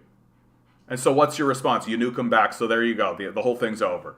And we get to actually prove this thesis that, oh yeah, a nuclear winter wouldn't be so bad. Like, it's psychotic. Like, it's psychotic. Athens, Rome, Berlin, Paris, Madrid, London, all in the crosshairs, yeah? Ulaanbaatar is the capital of Mongolia. Not certain it's a prime target, yeah. Run to the hills, run for your life.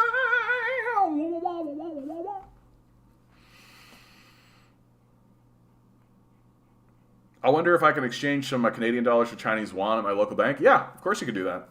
Psychotic, incompetent leadership. The war is destroying our economy. They have the levers of power to bolster the economy, yet they throw their hands in the air. What are you going to do? Well, because they've defined the economy. The economy is the wealth of the billionaire class. Exclusively. Like, that's what the economy is. Milo, buddy, what do you want out of me, boy? Oh, look how much fucking peanut butter you have, dude. Like, the economy is people. People are the economy, right? But if you ignore that and just define the economy as the accrued wealth of the billionaire class, you can say what you like. You should, Watson, just like traveling, buying currency. Capitalism has contradictions. No shit. Should we buy rubles now? Biden is simply a tool of finance capital in the ruling class of the U.S. But, like, that's true. But, like, I just, like, if I'm one of these financiers, like, if I'm one of these bankers, right? Like, even I have an understanding that, like, oh, this nuke could wipe out my assets, right? Like, if literally I view the world exclusively as, like, a slaver, right? If I'm just, like, the most brutal, psychotic, like, demonic level slaver that the world has ever seen, and all I do is take human beings and children and women and just grind them into a machine that spits out dollar bills for me to hoard, like, even I am sitting there being like, yes, please, I don't want the stuff that is the only thing I care about to be nuked. Like this is what we're talking about. And like, and there are and it's not like the Russians or the Chinese are being secret about this, right? It's not like they're sitting there like just like whispering amongst one another. They're being very open, like very explicit, that there are very clear lines, like clear lines. And the Russians are showing very clearly that if you step over those lines, they will push back, right? They will push back. They're not just going to sit there and do nothing.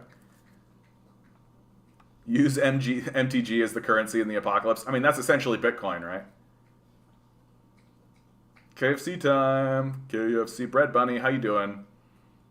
The scariest thing I've heard from Russia is if Russia doesn't exist, why do we need a world? That's some scary-ass nihilism. I mean, look, like, I think it's completely reasonable to say to, like, this overt psychopath, which is the United States, that if you come in here, we're going to fuck you up. Like, I think that's a pretty normal response to a psychopath rattling a saber on your borders. Like, it's no surprise. Like, and what would be surprising, like, and this would be something that, like, humanity would study for millennia. Just like literally millennia. Like, how did it come to the point where, how did it come to nuclear war? Like, how did it come to it? Because you are investigating like a psychosis at that point. Like, there's no reason. You can never reason your way into nuclear war, right? Like, it is like this heightened absurdity. It's just like a complete obscenity. Meanwhile, Canadians are sitting on the largest cash balances in decades, but nobody's sure what to do with them. Homelessness spiking through the roof. Canadians sitting on huge cash balances don't know what to buy. Like, what do you think's happening to the housing market? What do you think's happening to our society? Oh, I've just got all this money. Oh, I just got all this money and I can't do anything with it. Well, what are you going to do? Guess the place is burning down. Oh, well. Like, hey, Bumble, how you doing, bud? How you doing, bud? Got a pretty good showing today for a Friday. Glad to see you guys. Glad to see you guys. Jeff Bezos is worth $160 billion, yet Congress might bail out his space company.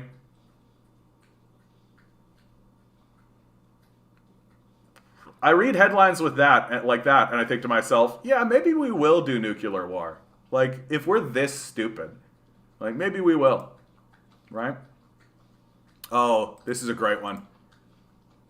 Is it this one? No, I'm just going to play this. Just mowed the crappy lawn, feeling my age. Yeah, dude, I feel you on that one. Here, I'm going to take a quick break for myself. This is a great video, dude. This is a satirical thing, but it really strikes home. 全球最富裕的国家之一，仍面临着饥饿的困扰。在这个国家，尽管食品供应过剩，却仍有4900万美国人在挨饿。许多人无力负担健康的食物来提升生活品质。帮助美国，从现在开始。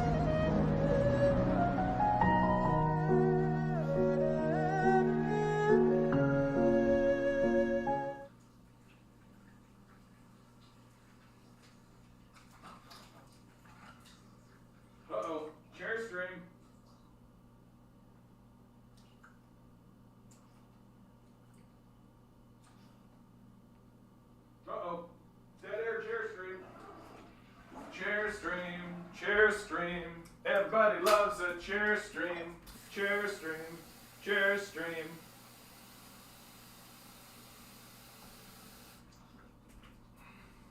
I love that video that I just played you guys. It's like perfect satire. It's totally perfect satire. Yeah. My lawnmower lived under the deck all winter, fired up on the second pull. Honda engines are nice. Yeah, nice. I'm good, John, thanks. Rising land prices mean my landlord can't afford to own the land anymore, so he's got to evict me soon so he can sell. Bruh.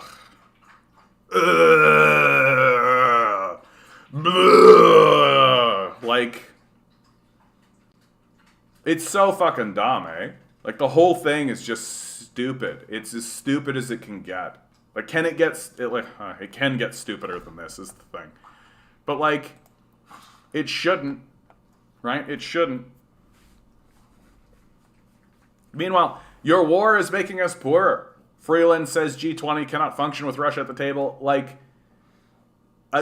even saying your war is making us poorer. Like, as if we weren't funding Nazis, as if we didn't coup the government, as if we weren't funding an organization to go to the Donbass region and bomb them there for 8 years, right? As if we weren't fomenting war in the region in the first place, right? Like, the omission is absolutely staggering.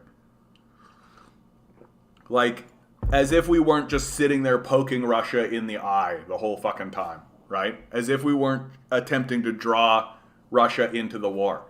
Which, incidentally, I always like to remind people, you can go to WikiLeaks, find an article called Niet Means Niet, right? It's an article written by William Burns, the ambassador to Russia at the time, who's currently the head director of the CIA. And what did he write?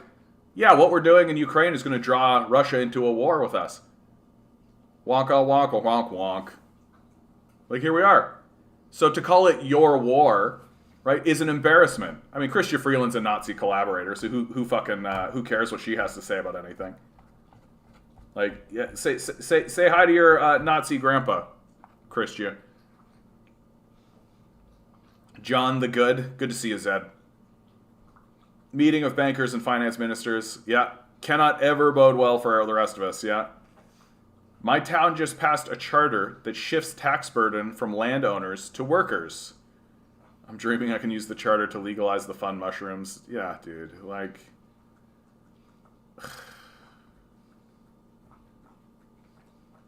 like...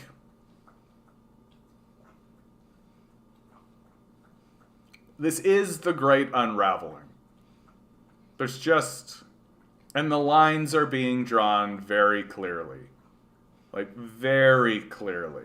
You gotta be not paying any attention at all to really believe that anyone is attempting to resolve this conflict. He was an outspoken communist of the early 2000s who, after getting his arm ripped off in violent protest, had a robotic arm installed, became a revolutionary leader that gave us what we have today. Bro,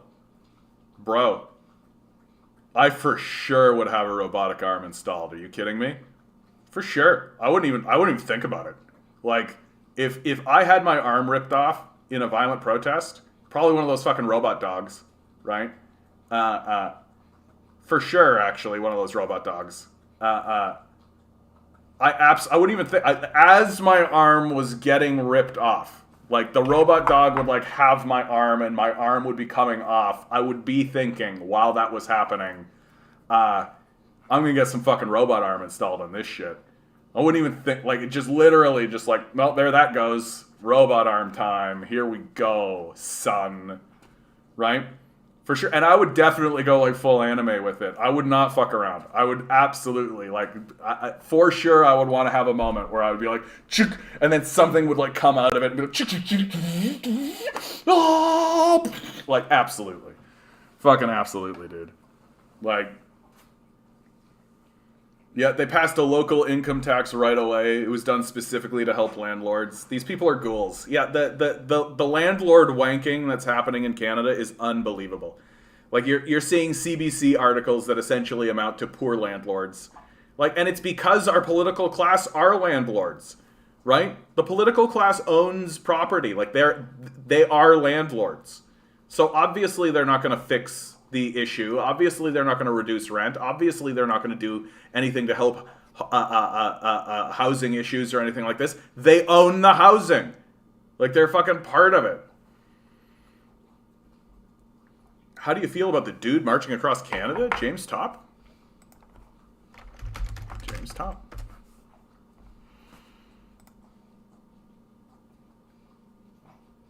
Military vet marching across Canada to protest Ottawa's overreach during the pandemic. James Top, 28-year member of the Canadian Forces, kicked off his 4,293-kilometer Canada Marches pilgrimage. First of all, I always admire people who do this kind of stuff. If you're going to do, like, a march or a big walk or anything like this for any issue, I admire it. Already. Like, already. Because it indicates a personal perseverance and a personal determination that can't be denied. So even before I know what he's doing or why he's doing it, I can already say, like, he believes it. Like, he believes it. So to me, I look at that and I think, here's a serious person. Like, that's a serious thing. This is a serious thing to do. Like, this is no bullshit. So let's see what it's all about. Military veteran James Top is marching across Canada to protest the federal government's pandemic mandates that he believes eroded Canadians' freedoms and has led to his release from the Canadian Forces. Top, a 28-year member of the Forces, kicked off his 4,293-kilometer Canada Marches pilgrimage on February 20th in Vancouver. Since then, he has averaged 30 kilometers a day. Champ. 30 kilometers a day that's no joke, dude. Like, that is actually straight up no bullshit. Like, the longest hike I ever did was 36 kilometers in a single day. And that kicked my ass. So if this guy is averaging 30 kilometers a day, champ, absolutely.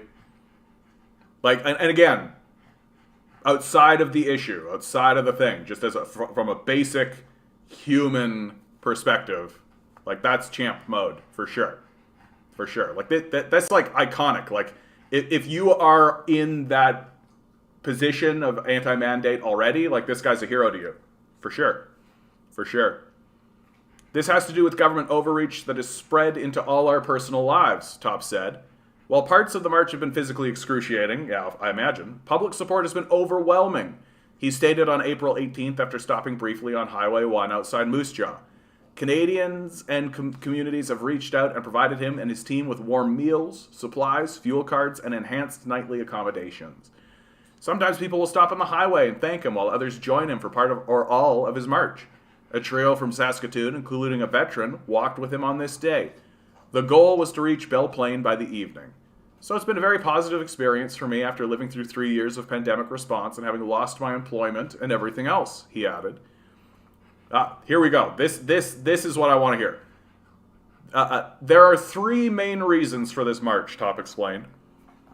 The first is he is protesting federal mandates that require vaccination, testing, quarantine, and or isolation as a condition for employment or continued employment. I got to tell you, I actually agree. I've come to agree with this. I don't think that we should be mandating any of that. Like, I think that it's important that we as a society do it, but the people who are excluding themselves from doing it are such a small group, and they are such a small group, that it doesn't ruin it for everybody else. It doesn't. Like, I really have come to see it as like, it is overreach. It is government overreach. Like, COVID is not that threatening. Like, it's not like you get it and your brain melts. Like, it's not like you get it and then immediately fall into a puddle and die. Is it bad? Obviously. Like, yeah, it's bad. But is it like lock a person in a room for 2 months? Here's your identity card, right? Yeah, not even China mandates vaccines. Like, so I have actually come, like, I was very neutral when the pandemic was ongoing, and the pandemic is still ongoing, obviously. But in the first couple of years, I remained somewhat agnostic because I really do believe that issues like this need to be resolved on a local level amongst communities. That's always been my position. But having seen the degree to which the federal government is willing to go, which is enacting the Emergencies Act against, like, fucking truck protest on a bridge, like, yeah, like, pull back. Secondly, he is speaking for federal employees and those who have been denied access to employment and services, lost income, and suffered from damaged relationships due to the imposition of a medical procedure. Like, removing someone's employment over this is, in my view, like, way too much. Way too much. Like, that's attacking someone on a very deep and intrinsic survival level that I think is deeply inappropriate. Like, deeply inappropriate. Like, I don't care. I really, I don't care what the issue is. Like, firing someone for because they refuse to inject, like, a corporation's chemical into their body that they say is safe, like, no, I don't think that's appropriate at all. Like, really. This is the thing that I've come to see about, like, vaccination and all of this kind of stuff. Like, I don't view the anti-vax crowd as being, like, kooky weirdos. I think it is perfectly reasonable to say, oh, evil psychotic corporations that have been destroying us for decades gave us a vial of something and said inject it in us. And government who's been collaborating with psychotic corporations who have been destroying us are saying, do it or we'll fire you. Yeah, I think it's completely reasonable, completely rational to say, I have a problem with that. Like, I do. Like, do I necessarily agree with it? Am I sitting here saying that is the path that I want to take for myself? No. Do I think it's a reasonable position? Yes, I do. Yes, I absolutely think it's a reasonable position, right? This is one of these issues that is absolutely one of the things where it like, I don't necessarily agree with you, but I understand what you're saying and I respect that position. And I do. Right? It's completely, I like the painting of these anti-vax people and the painting of people on the right, well, even not on the right, but the painting of these people as if they are all just lunatic, moronic, like that kind of, like, I don't think that's true at all. I think it's completely reasonable to not accept what known liars and psychopaths have to say about chemicals they insist or mandate you must inject into your body.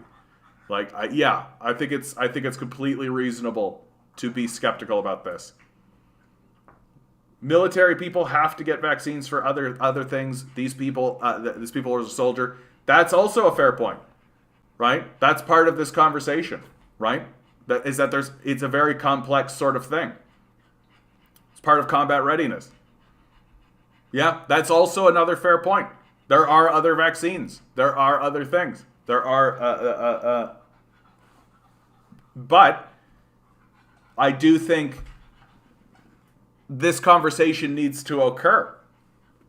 And has the government been acting in appropriate ways? I mean, I've seen the government do things that I would consider extraordinarily inappropriate over this period of time, right? Like, I mean, the Emergency Measures Act alone, right? And now we're wandering into a territory that I don't think I know enough to comment on, right? Like, is this vaccination and this mandating of vaccination the same as other vaccinations? And I don't know. Like, I don't know.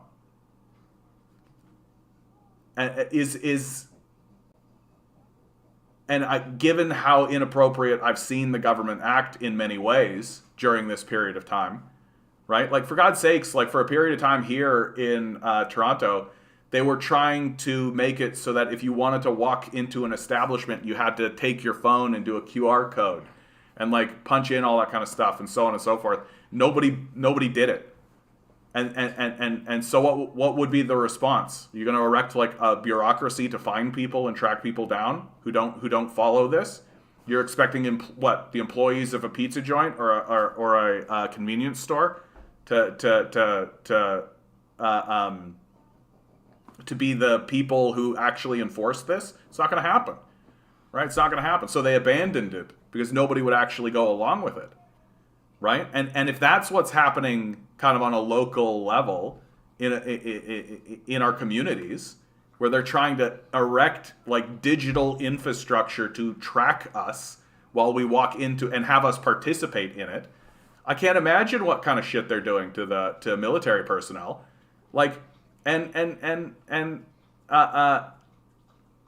like, maybe there does come a point where military personnel needs to start questioning, like, wait a minute, like, what is it that we are putting our bodies through in the first place? I mean, you're talking to a guy who generally believes that our entire military should just fucking disband.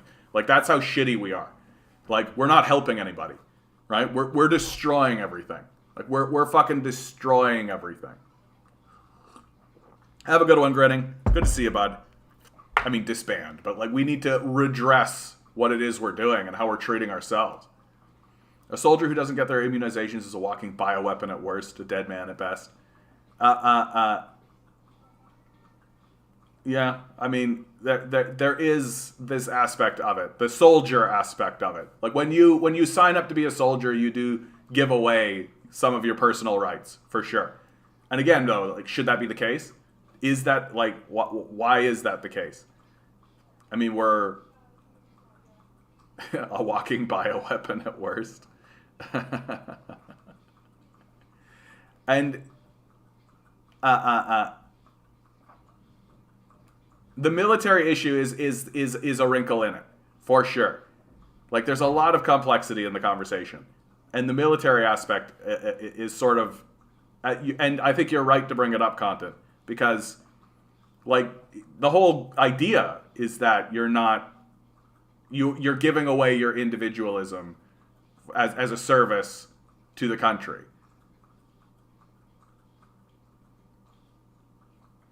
Have you heard of the new narrative that people in China are being starved in Shanghai due to the COVID lockdown, and that being given food rations once a month that last less than a week? I haven't heard that new narrative, but it sounds so stupid. Like, I don't know who could possibly believe it.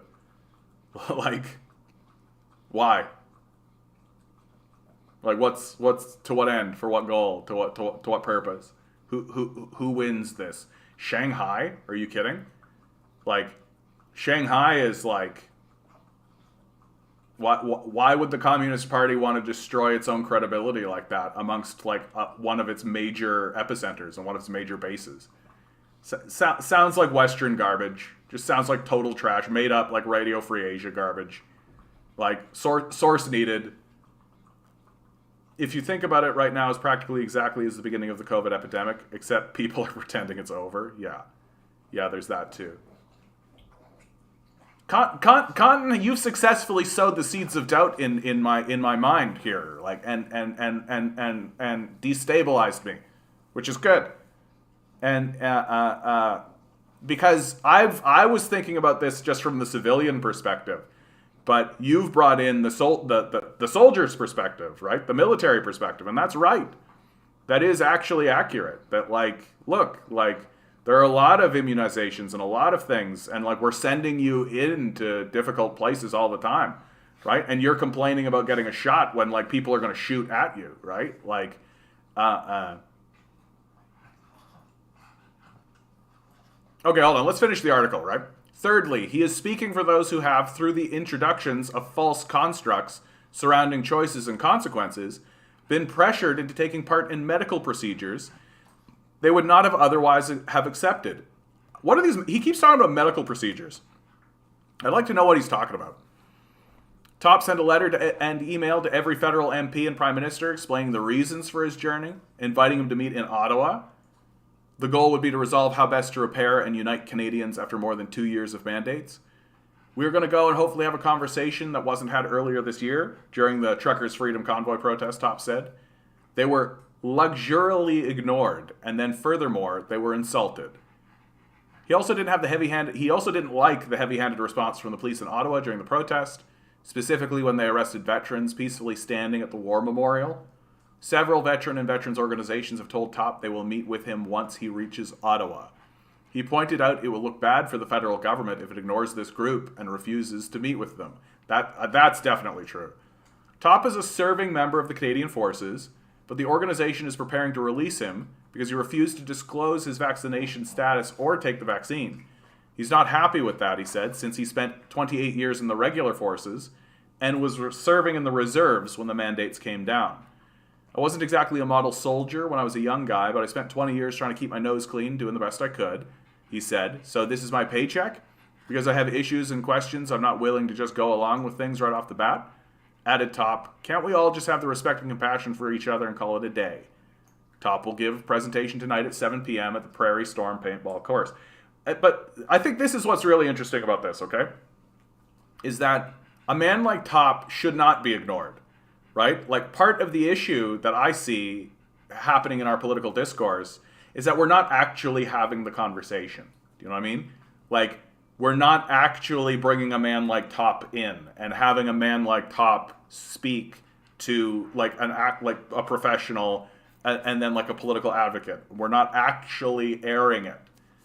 That's something that I've noticed in this conversation. That it's all very one-sided, and the response to that one-sidedness is also itself fairly one-sided, right? And that I think that there's a bit of frustration that, oh, thank you, Ward. That's very kind of you, bud. I appreciate that. Everybody else give me money too. Thank you, Ward. I very much appreciate that, bud. That's very kind of you. I think the real issue of all of this is that the conversation isn't being allowed to occur. That accepting your position, actually, which I think there is an accuracy for sure, That if you're a soldier, right, it's in case, because some parts of the world have diseases, it will straight up put you, anyone around you, on the ground real quick. Yeah, absolutely. He is in no position to protest about it as a soldier. But also, like, it's. I think it's also important. Like, he's in the reserves. He's probably joining the civilian. Not the appropriate person to protest it. Okay, but I think we can accept that, and still accept that he's determined to protest about it, for sure. That he sees himself in a position to want to do it. And what I'm driving towards is that it seems as though the conversation isn't being permitted to happen. Oh, thank you, Bumble. That's lovely. Thank you, bud. I appreciate that. Let's keep the cascading going, guys. Keep giving me money. Thank you, guys. I appreciate it. I think I do. I see your perspective, Content, and I think I understand on it. But at the same time, like, doesn't change that he's doing it, and that he feels he needs to stand up for people who perhaps couldn't. And obviously there is support for what he's doing, and I think a lot of it does come down to just like that we're trying to just dismiss these people, and we're trying to just show them the door and just say, just shut up about it. And I think that's really what's bubbling it all up. That instead of engaging, and instead of actually talking to them, and instead of actually having these conversations,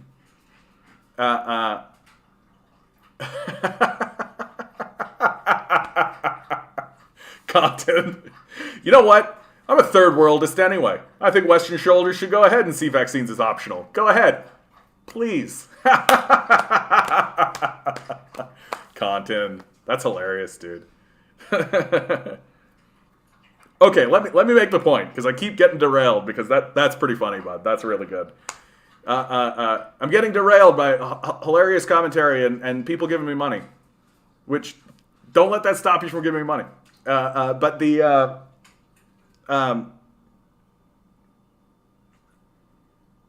like, I am yet to see like a genuine, honest try by our media, or by really anybody, to get these voices into a room and to actually talk to one another.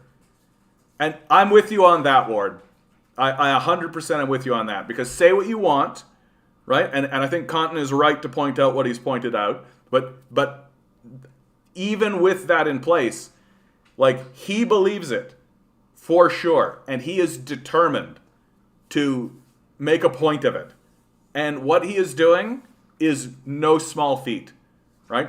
Averaging 30 kilometers a day, marching across Canada against mandates, which again, like, sure, he's a soldier and soldiers need to be vaccinated, but there's a lot of that mandating that has occurred within the civilian population as well, which I'm sure plays as well. And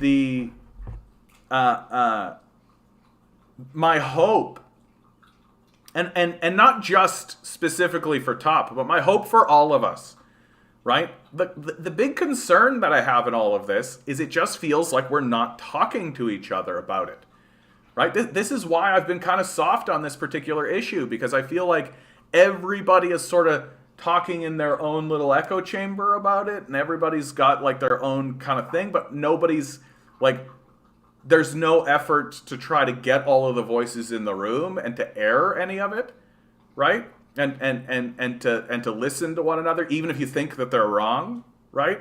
And that's what's so concerning to me, is that we're being, these groups are isolated.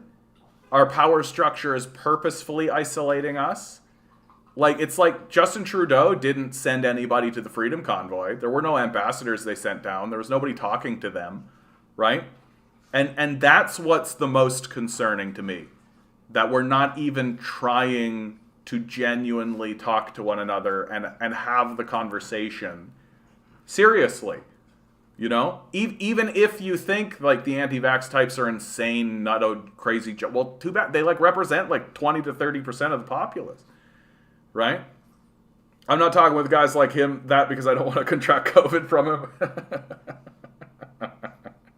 I mean, there is that, Bumble. There is that, isn't there? And like, and of course, like, I mean, the one position that I have taken fairly strongly this whole time is we should listen to the frontline workers, your doctors and your nurses. And what the doctors and the nurses are saying is get your vaccine, right? And it is always a little bit interesting that conservative types are essentially saying my body, my choice. But that logic doesn't seem to extend to a lot of other things, right? Where it's my body, my choice, right? Like, so there is kind of that element as well that I would like to see brought up a little bit more in the conversation. But yeah, I think fundamentally, first of all, kudos for this guy for even doing this, just from a straight up like human perspective, right? And I hope that the result is that we actually have a conversation because look, the pandemic was a trauma. The pandemic was a big trauma. It's still traumatic. We are experiencing a mass trauma, without a doubt, right? And we are going to have a moment as a nation, if we genuinely want to move forward as a nation, we are going to have a moment of reconciliation with one another. We're going to have to talk to one another. We're going to have to look at one another. We are going to have to, but like Kant, even if that's true, right? Kant is saying he's protesting and he's only doing it because it's trendy. Sorry, I think he's just trying to be epic. This is never a problem for him until it was cool. Okay, even if that's the case, right? Even if we believe that there are grifters and con men in the conversation, as a people and as a society, we got to live with one another. Like, we got to live with one another. And we are going to have to come to a point, but and this is what's so difficult, is that we can't come to a point of reconciliation with one another on this issue because we're not coming to a place of recognition of reconciliation with one another on extremely basic issues like food and shelter. And so we're not going to actually come and reconcile this because there are major things that we are not reconciling with one another. And that's exactly what needs to happen in our society. That we need to have open discussion, agree to disagree, seek forgiveness with one another, seek a way to repent with one another, or at the very least to live with one another. Because these sorts of things tend to fester and tend to grow bigger and tend to get become the foundation upon which really nasty organizations and groups grow out of. And we can't ignore it. We can't pretend like the conversation's not happening. Obviously, we can't pretend like it's not happening, right? Like,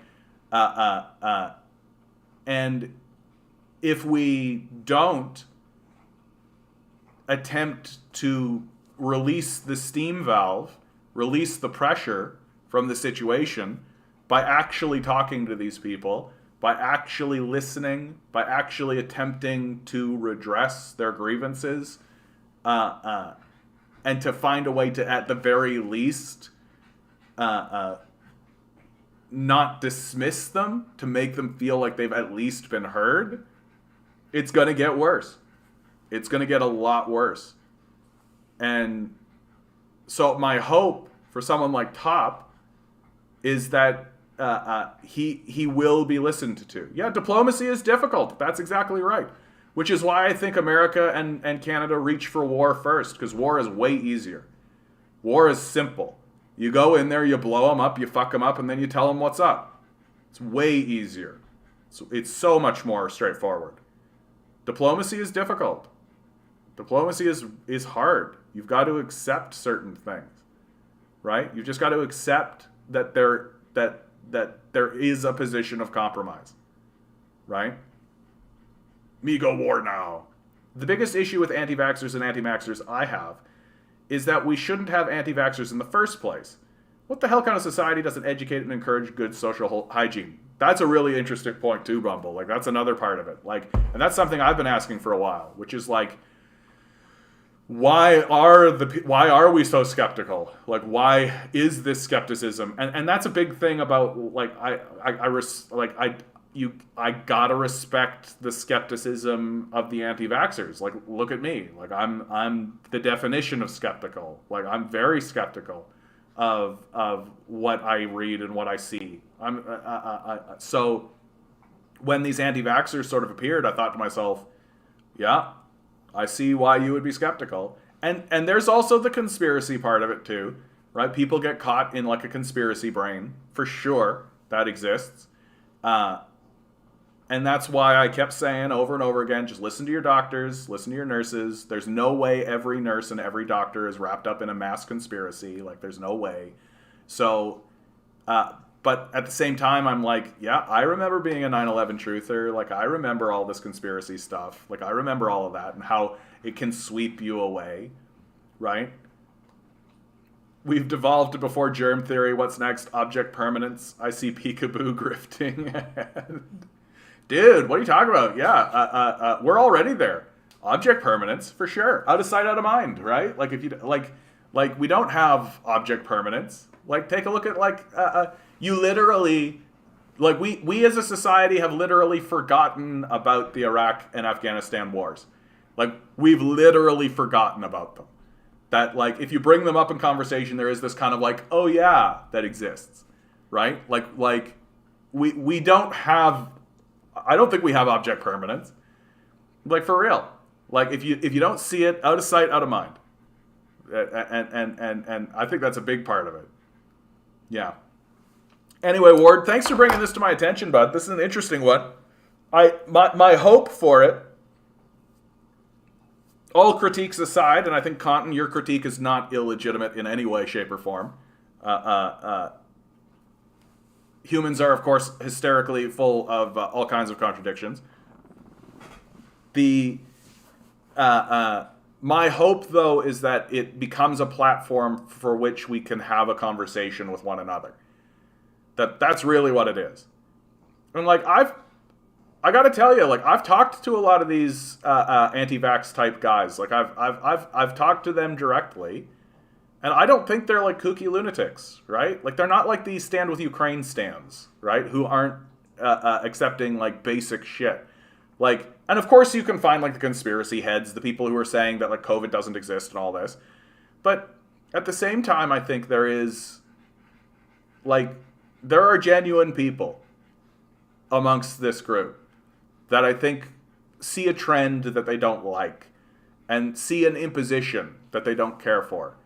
And I think a lot of that imposition and a lot of what's empowering that is that they're not really being talked to.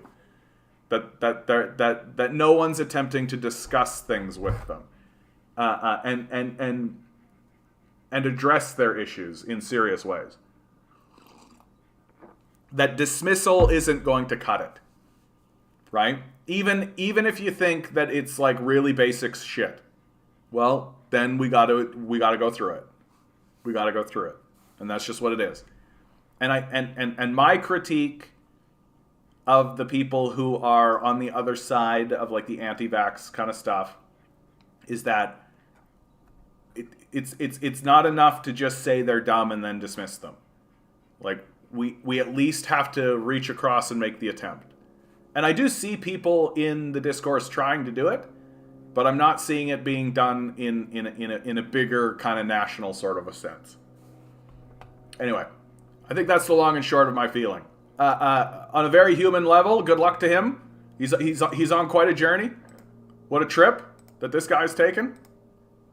He's going to become a national hero amongst certain groups in the population for sure. No two ways about it. And I just hope for his safety. How old is this guy? Like, he's got to be, like, look at him. Like, he's got to be, like, in his 50s. maybe even 60s. Yeah. Anyway, good luck, Godspeed. What do we got? Oh yeah, Canada labor laws in Canada do the backward shuffle. This is by Doug Nesbitt. 3 notable labor policy changes were made in the first week of April 2022. April 4th, the federal government announced a significant loosening of temporary foreign worker restrictions. So, do more slavery. The temporary foreign worker program is a slave program. It's a way to get second-class citizens into the country, to undercut the labor market, and also to get cheap labor for the ownership class. Right? That's the point of the temporary foreign workers program. So it makes total sense that during a period of time where there's a crunch in the labor market because we're all abandoning it because it no longer pays for basic bills any longer. It makes total sense that they would reach for slavery as the option, right? April 6th, British Columbia's government announced Bill 10 to deliver card check or single-step union certification. April 7th, Ontario's Government Bill 88 became law, imposing sub-minimum wage on gig workers. Right? So it's just slavery, dude. That's what we're doing. With 1 advance and 2 reversals, the balance is against workers. Let me examine these laws one by one. We'll start with Bill 88, go backwards. Ontario's Bill 88 directly serves Uber's race-to-the-bottom business model. Premier Doug Ford was in the driver's seat with the pedal down. Uber was in his ear from the luxury club seats. The so-called Working for Workers Act makes it legal for app-based employers to pay below the minimum wage. Gig workers are carved out of employment standards and labor relations and remain misclassified as independent contractors. This misclassification means gig workers have no access to employment insurance and Ontario workers' comp. This also means gig workers are not recognized as having a right to unionize and bargain collectively. The sub-minimum wage pay scheme in Bill 88 is also a big danger for all workers. The legislation professes to establish a $15 an hour minimum wage, but it only pays gig workers while they're on assignment. But the legislation doesn't define what on assignment means. Gig workers argue that employers will use this loophole to avoid paying gig workers who are in transit between gigs, or simply waiting for a gig. It's a model prone to abuse, notably wage theft. We can expect employers to define on assignment in their favor. It will be up to gig workers to organize resistance on this front. It's not hard to see this model adapted to other sectors, such as home care and other transportation jobs. It's notable that Bill 88 avoids the question of misclassification because the Ontario Labour Relations Board set a precedent in early 2020 by ruling that Foodora couriers in Toronto were dependent contractors. This ruling made Foodora gig workers eligible to form a union, get a foot in the door for employment insurance, and access WSIB. Bill 88's avoidance of the misclassification problem is proof of Ford's subservience to Uber. Bill 88 is in fact a product of Uber's recent lobbying and schmooze offensive. Uber sought out governments and politicians to introduce special laws exempting gig workers from normal employment standards and protect their race-to-the-bottom business model. The Open for Business Ontario PC Party was happy to oblige. I mean, Uber itself is just like the most ludicrous, stupid, like, it shouldn't exist. Like, it only exists at the behest of a political class that is propping it up, right? That its entire model just exists to destroy everything around it and then jack prices. That's all. Card check returns to British Columbia. On April 6th, British Columbia's Labour Ministry, Harry Baines, announced a significant improvement in workers' rights by allowing automatic card check certification, or what BC unions are now calling single-step certification. The improvements are contained in Bill 10, the Labour Relations Code Amended Act. Single-step certification means workers can form legally recognized unions to bargain collective agreements if a majority of workers become union members. Simple and democratic, right? The one step unionization does away with the current bureaucratic two-step process. In the two-step process, workers must first sign membership cards, then file them with the Labor Relations Board, then vote on union certification within 5 business days, assuming the employer doesn't challenge the validity of the card signings, thus delaying the vote. The 5 days between filing cards and voting is when the boss wages their fight to intimidate, bribe, and attack the union and union supporters. This is often called the boss fight by union organizers. Unsurprisingly, business lobby groups are strong supporters of this bureaucratic government-controlled two-step process. They've pushed every province in this direction and won in most cases. The two-step is not done away with entirely. Unions can still file for a union certification vote if they have over 45% of workers signed, but haven't yet reached 55%. To achieve single-step certification, unions must sign up 55% of the workforce. It's up to BC workers and their unions to press BC MLAs to pass single-step card check certification as soon as possible. Backsliding by the politicians cannot be allowed or tolerated by Labor on this matter. I mean, like, look at the weak shit that we're fighting for. Honestly, like, we're fighting for like a single-step sign-up for like unions. I'm not trying to like shit on it, but like, fuck these capitalists entirely. Like, we should be fighting for the means of production. Like, we should be fighting for major shares in these corporations. We should be fighting to get these capitalists out of the system. Like, it's like, it's so tepid. Like, we're trying to make it so that we only need to sign a thing once instead of twice. Like, okay, bud. Temporary foreign workers. A substantial loosening of temporary foreign worker limits was announced by the federal government on April 4th. Some changes went into effect immediately. Other changes will happen on April 30th. All measures serve to increase and expand the number of TFWs in Canada and to fill reported labor shortages. Here are the details with some explanations below. Caps placed on TFW employment levels in seasonal industries, such as fishing and seafood processing, have been repealed, and the maximum duration of these positions extended from 180 to 270 days per year. In 7 sectors with demonstrated labor shortages, including accommodation and food services, the work cap placed for TFWs has been raised to 30%. All other sectors will have the low-wage workplace TFW cap doubled from 10 to 20%. The announcement also repeals the ban on TFWs working in accommodation, food services, and retail trade in regions with more than 6% unemployment. Labor market impact assessment will also be extended to 18 months, a doubling from 9 months, and a tripling from the pre-pandemic 6 months. I mean, there's no other way to describe this. Like, they're scabs, right? That if you're having like a labor dispute, you can bring in scabs, right? Just basically non-Canadian citizens scabs that you're bringing in from like the global south.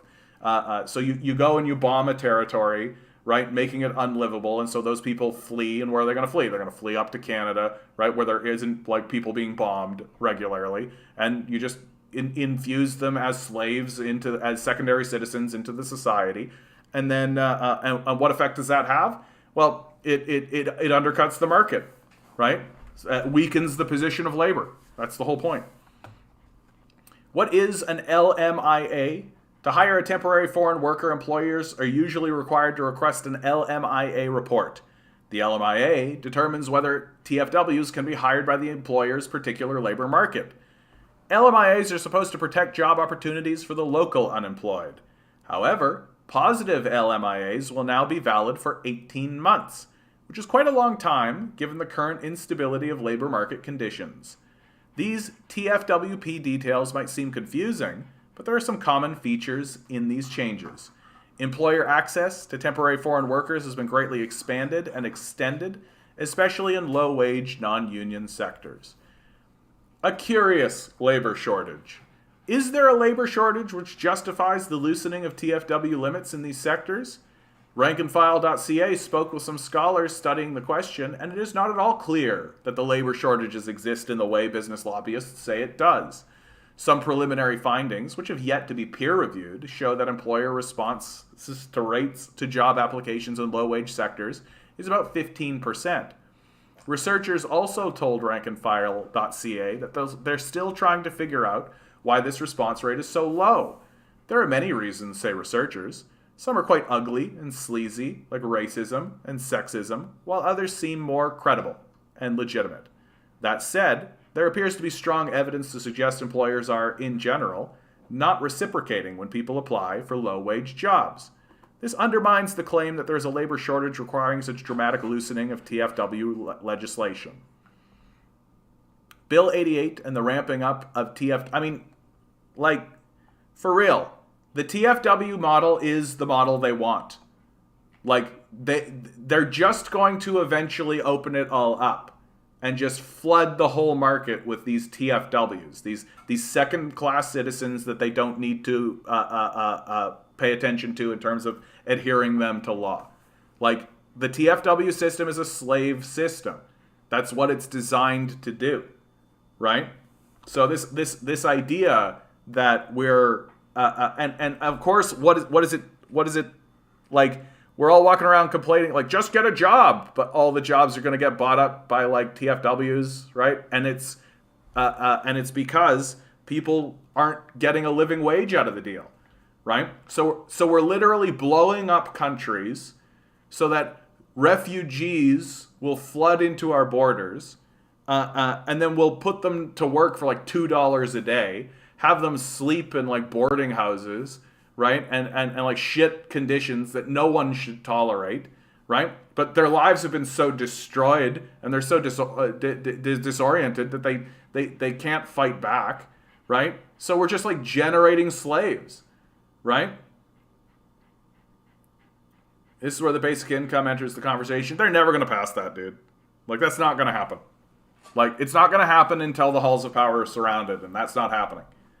Like, they're literally going to show us medically assisted dying programs before they do that. Like, that's their strategy. Their strategy is to make things so shitty so that people will just go die. Like, that's their goal. So the BC NDP helping out the AFL-CIO CLC union bureaucracy without a class analysis of the nature of the bureaucracy have said, yeah, AFL, CIL affiliated unions. Labor to capitalists is a commodity like any other. The flooding of the market with TFWs simply increases the labor pool to drive down wages, supply and demand. Yep. Marx described this oversupply of labor and the reserve army of the unemployed. Yep. You can't have full employment. If you have full employment, it means that people can leave their job and go get another job and probably get paid more for it. You need to have desperate people. Like, you need them. If you don't have desperate people, then the capitalist system doesn't actually work. Yeah. Don't expect help from them. They're spending money to kill us. Exactly. Like, that's exactly it, Matthias. Like, they are actively spending money to murder us. Like, they don't care. Like, these people are vampiric ghouls. Right? Like, and literally we're at the point now where the liberals are admitting it. Like, in the last budget, they outright said that what we're doing is supply side economics. Like, they stated it. And it's like, oh, they just stated that they're on a path of total failure. They just stated outright that what they're doing is wealth extraction so that they can deposit it in the bank accounts of the billionaire class and offshore it. Right? The result? We just got so much money, we don't know what to do with it. We just don't know what to do with it, guys. What are we supposed to do with all this money? And instead, right? Instead, like, literally don't just pay workers more, right? Just let people who are saying we have so much money, we don't know what to do with it, continue that while bringing more slaves into the market. It's who we are, man. It's just who we are. Like, we're crying out for Nazism. Like, we're crying out for it. It's in our blood. Like, it's an ethos at this point. Like, we want to devolve. Like, we want it. It's pretty straightforward in my mind. And in the meantime, Macklem's words boost bets on 75% basis point hike in Canada. So again, It's going to wipe out about 20 to 30% of Canadians. Like, we've done the polling, we know. Like, raising the interest rate is going to wipe people out big time. And it's going to create a new asset pool for the corporations to buy up, which they will, right? The corporate power structure will just buy up cheap assets, because that's what they do, right? They can't lose, right? They can't lose. The only way that they could lose is if they lost, which would be if we arrested them and put them in prison, which is what we should be doing. But we're not going to do that. We're just gonna raise the interest rates. Then these people who are sitting on the largest cash balances in decades, no one's sure what to do with them. Well, what they'll do is they'll buy up the cheap assets that are created from destroying people's lives like this, right? And then after they've bought up the cheap assets, right, they'll turn around, hire a bunch of slaves, right, to continue monopolizing the market, right? Like, why bother hiring a local person for a living wage so that they can live a stable life when you can hire a slave instead? And because it's all supply side economics, there's no thinking of like, who's actually even going to buy our shit, right? Because here's all these people, but these people don't need 200 TVs, right? They don't need any of that kind of stuff. So the whole system just grinds to a halt. A complete and total grinding of the system to a halt. Because at the end of the day, no one's buying anything, right? So your economy fails, which is exactly what we want.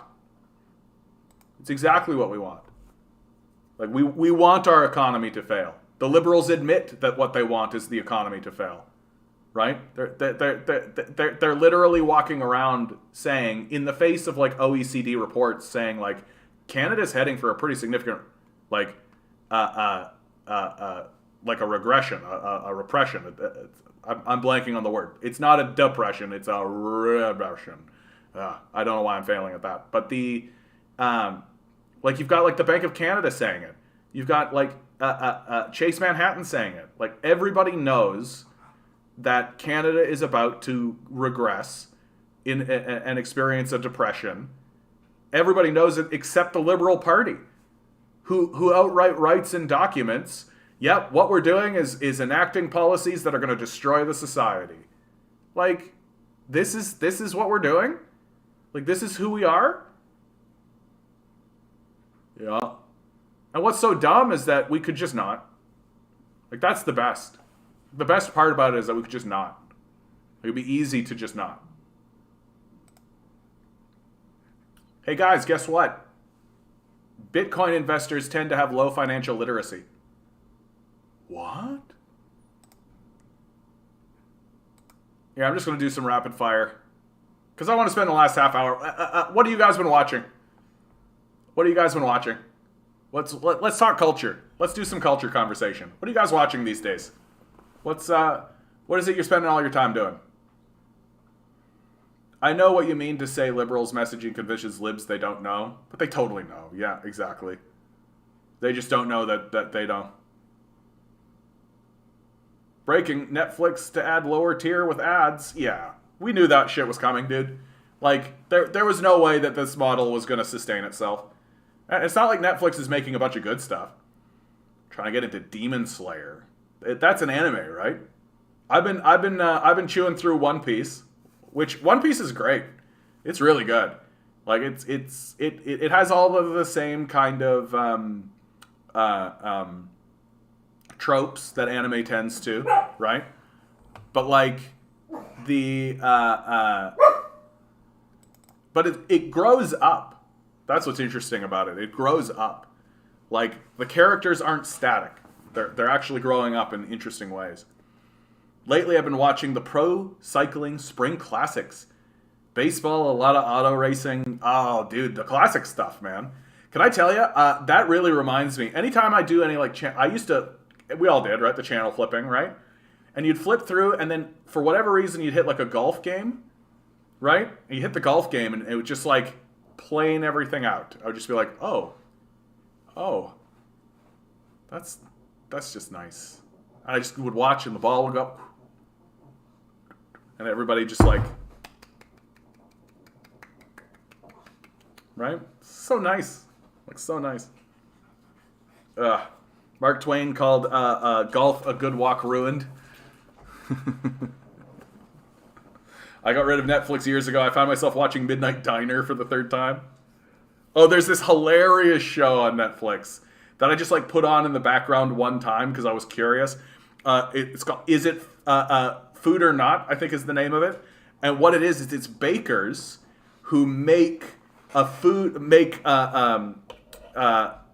Is it cake? That's what it is. Is it cake? And they make an object or a food item out of cake, and then they compare it against other food items that are not cake, and then of course comedians have to try to pick which one is or is not cake. That's the whole show, right? Is it cake? And it's fun. It's fun. It was a fun show because like you're looking at it and you're like, is that cake? Like, is it cake? What? And then you find out that it like, and we're talking about like shoes, handbags, like a hat, right? Like tacos, a burger, right? It's a fun show. Fun show. Little insane. Doesn't have a lot of staying power. But honestly, like, if there are people in the world that can make objects out of cake, sure, let's display it. Let's go. Hakeem had a good video on landlords today. Hakeem's great. I really like Hakeem's stuff. He's very sharp. He's deeply entrenched in the theory. That's what makes his stuff the best.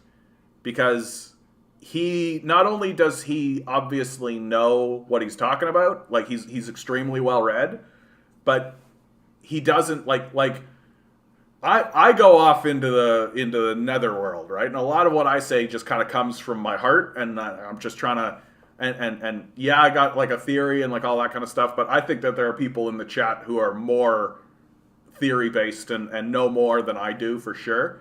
But Hakeem's stuff, like he's a real no bullshit kind of guy, and I really like that about him. It doesn't. It's simultaneously his strongest advantage and his greatest weakness, if you understand what I mean. Because I think he's gotten to where he's gotten because he's just telling the truth, right? But he himself is not that charismatic, I think is the word that I'm looking for. That's not even really a critique of him. And I shouldn't even say that, honestly. Like, he does really good work, and everybody should watch his shit all the time. I haven't seen this particular video, but I suspect that it boils down to landlords are parasites and they should get fucked. Abso-fucking-lutely. Canada unveils measures to help international students become permanent residents. So temporary foreign workers can get completely fucked, right? They get deported. But international students, i.e. rich kids, come on in, rich kids. Come on in, right? A larger class dynamic you can never see, right? That if you come through the correct channels, i.e. you're a rich kid, then you get permanent residency. If you come through the wrong channels, i.e. the slave system, you get deported. That's the nature of the system. Oh yeah, I love this. Zelensky will be awarded the German Media Prize for Freedom. In February 2021, he closed 4 news channels. In March 2022, he introduced a single broadcast for all TV channels and stopped the activities of 11 opposition political parties. Freedom. Mass media. Yeah, dude.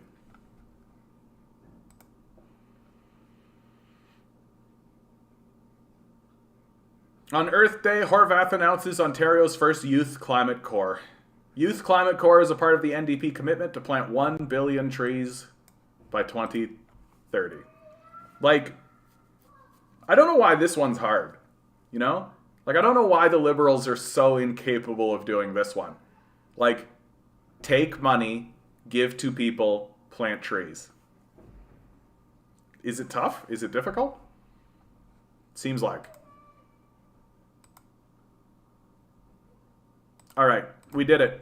We reached the end of my stuff. So you know what I'm going to do for the last 20 minutes? We're going to do a China walk. We're going to do 16 people watching me right now. Don't I feel absolutely blessed? Don't I feel absolutely blessed? I hope you guys are all doing really well, man. Honestly, I hope you have a good weekend planned for yourself. I hope you've got interesting things on the docket for yourself. I hope that you are... Yeah, nothing totalitarian about Ukrainian media. No shit, eh? They're only planting those trees for more lumber. Yeah, thanks, Matthias. Like... But you know what?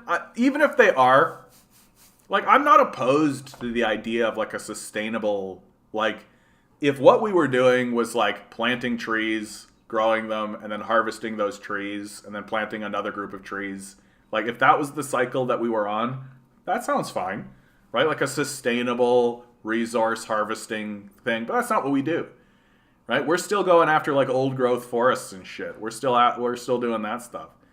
Like, how about a Hamilton? Oh, yeah, okay. You know what, man? That's, I bet you we could find one. Hamilton walk. Yeah, here we go. This is only 8 minutes long, but that's okay. We only have about that much time. I love walking around, watching a walkabout of other people's, and like, I just think that it really helps to focus people back into the intrinsic, like, reality, you know? Like, we tend to create there's an othering that occurs, right? But when you actually type in just like a walkabout of people's place, you really come to see that oh, these are just like normal people, right? It's just like normal. Like, look how fucking, like, right? Like, that's how I always felt with the China walks, and why I like putting the China walks on, is because you, like, walk, and first of all, they've got a lot of cool shit going on in China, honestly. There's, like, a lot of cool stuff. This right here that we're watching seems to be a bit more like, let's just hit the sights to see in Hamilton, right? So it's all going to be like monuments. Oh, here's a pair of shoes. Look, we found a pair of shoes in Hamilton. I'm very jaded when it comes to politicians and what they say, but you're right. More trees is never a bad thing. I mean, my biggest thing about the tree thing, like, we got to get more invested into hemp, right? That a lot of the stuff we use, like, trees for, we could use hemp. And hemp is a much more beneficial crop for a lot of reasons. But we're just, like, not really willing to get our shit together on that. Because, I don't know, reefer madness, I guess. Like, just like, oh, the paper industry, or this industry, or that industry. I'm just like, man, wouldn't it be nice if we lived in a society that actually, like, made decisions based off of rational thinking? That was actually, like, looking at the society and being like, what's the most beneficial thing for the people? Like, and if somebody walks into the room and says, we should do it this way because I make more money, we should just basically show them the door and be like, ah, okay, thanks for coming, buddy. Right? Your input is no longer needed or required. Like, if the basis of your decision making is I make more money, then you don't need to be listened to. Like, that's really what it comes down to for me. And, like, it's just kind of astounding.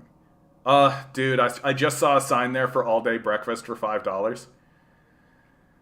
I miss diners a lot, dude. Like, if somebody were to ask me, like, John, what's the one thing that you're missing because of the pandemic and because of all these lockdowns and because of everything, it would absolutely be, I miss going to a local diner. I miss, like, I used to live right above a diner where you could go in there and for $6 you get like 3 eggs, hash browns, some toast, breakfast, right? And And it was so cheap that it was like worth it, because the lady that ran the place owned the place, and I'm dead certain that she was, cash only establishment, like that kind of thing. And I'm also, and she only hired family, right? So everything was like as low as possible. And she was great. Maria was her name, and she was just wonderful. And I would go there all the time, and it was always lovely to sit down and have the diner experience. And she was always, and I'll never forget this. And this is really what convinced me that Maria was a special woman. Is that I had been going to that diner probably only for about a year. Like, I wasn't going to that diner like that for that long, and then I moved out to the East Coast and spent some time there. And then when I moved back to Toronto, I didn't come back to that area and all that. And so I just happened to find myself in that area again. And I thought to myself, I'll pop in here and have the diner experience, right? I came in. Not only did she remember my name, right? She remembered my order, right? Down to like the intricacies, down to the little things that I wanted, right? And that's when I thought to myself, here's a special lady. That's special. Like, to remember people like that, to remember who they are, to remember their orders, like, I wish nothing but the best for that kind of person in the world, you know? Like, really investing in the enterprise and what she is doing. Like, and that to me is something that I kind of lament, because I can tell that we're going to lose it, right? We're going to lose this like hole in the wall run by an individual kind of a place. What the major places that the major places that folded up immediately were like the little hole in the wall, cool kind of funky places. Yeah, vape store and loans in a depressed neighborhood. Yeah, I hate that, dude. Those Money Mart establishments. If I could choose. If somebody said there's one type of store that you can just eliminate from the society just by the force of my will, I've been given a magic power to just be like, these places disappear. Money Mart places, man. Like what like you want all the what evidence do you need that you live in a parasitical relationship with with your society? These places exist. Like fuck. Ferguson Street is the heart of the worst North End neighborhood in Hamilton. All right, man. Watson's got some opinions. Really coming out hard against Hamilton. So what's some stuff you like about Hamilton, Watson? Like if come on, you live there. There's got to be something that you love about Hamilton. Hey, DM also in Hamilton. You two should get together. Organize. Fight the good fight. Go fuck some people up. Do some shit. Because if I had to pick something that I really love about Toronto, like I love the beaches. I love the ravines. The ravines of Toronto are like the hidden gem of Toronto. Like there are these little, like every so often you'll be walking down a street of Toronto. And then there'll be like a green area and a staircase. And if you walk down the staircase, you will be like transported into a like green environment that is indistinguishable from like walking out into the natural world. The city falls away, and suddenly you're just surrounded by the beauty of nature. And some of them are more groomed than others, right? So it depends on where you go. But they're like a little treasure. They're a little thing that that where we couldn't develop it, we couldn't do anything, so we've decided to let nature live there. And I really love it. I really love it about Toronto. The ravines are so beautiful. Yeah, Money Martin temp work agency should be shut down. Yeah, fuck these places, man. Like, I'm so fucking... Isn't one of the Ukro-Nazi monuments in Hamilton? Oh, maybe. Ferguson Street with a park and a Goodwill warehouse right beside it. That says it all. Yeah, doesn't it just? Doesn't it just?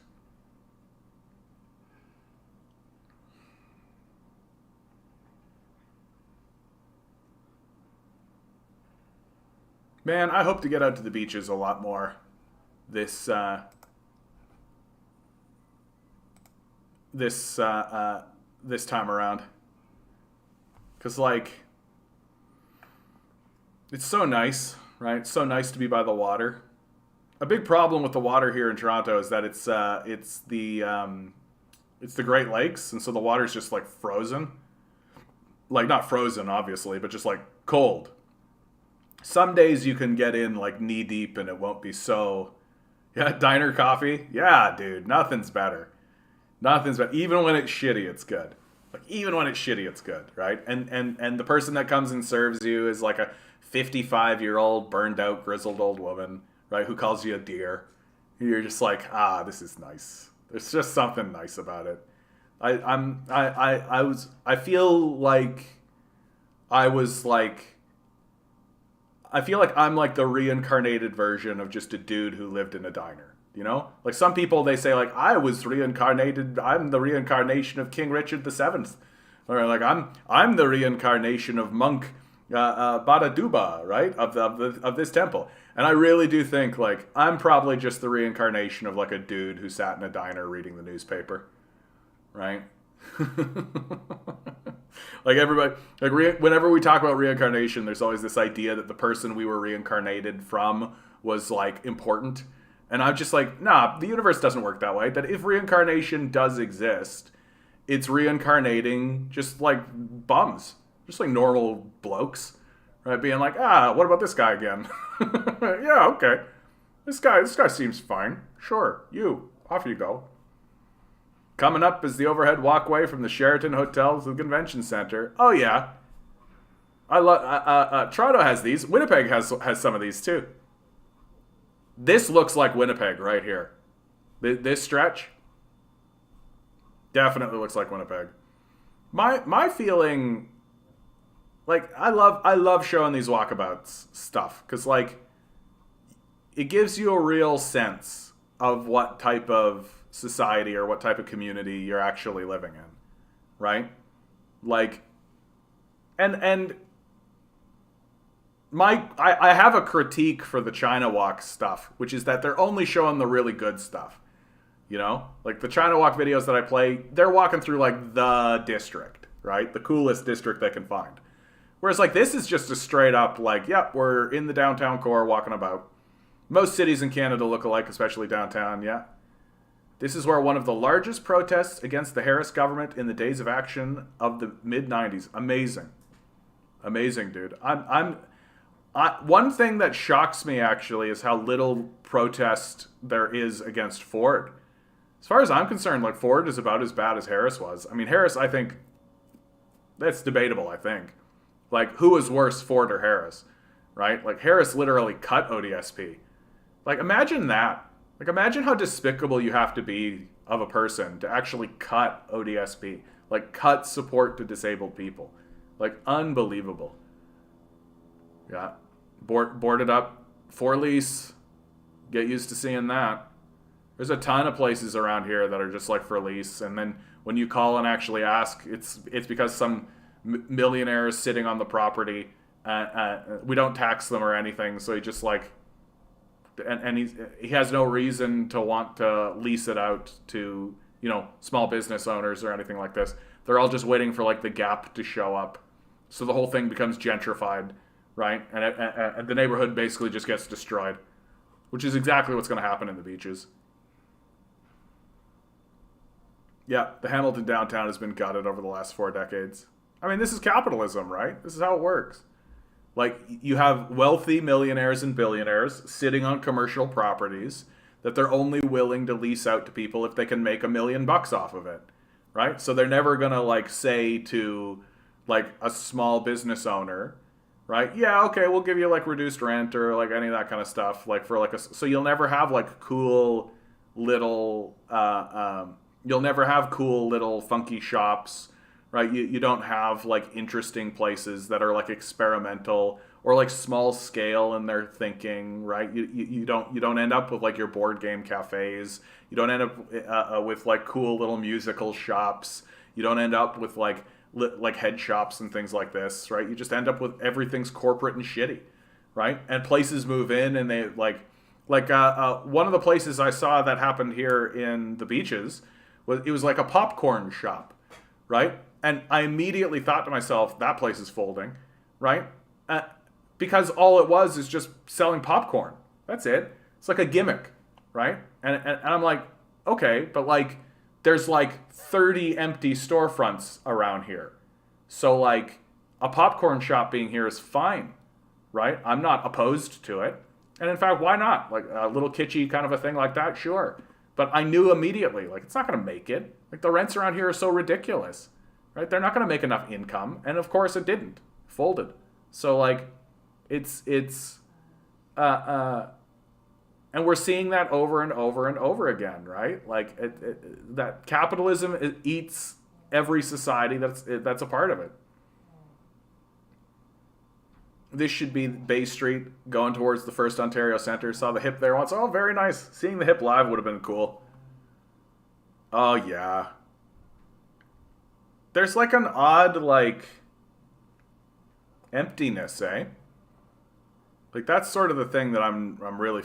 But I feel like this is true of a lot of Canadian cities, right? That there's all these buildings and everything, but the sidewalks, like, seem empty.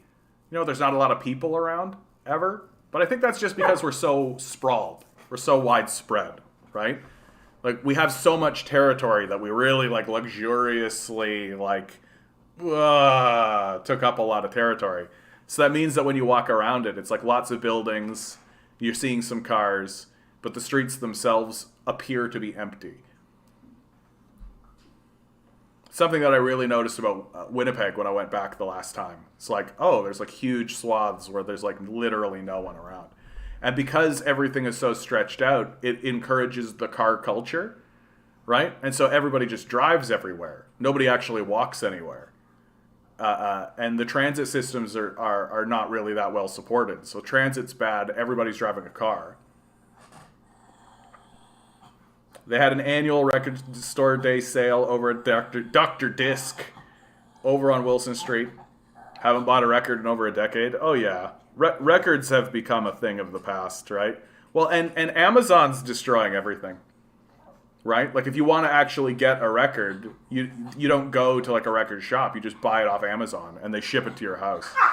Okay. What's wrong? What's wrong, my little guy? Oh, my goodness. I know. Did I bother you too much?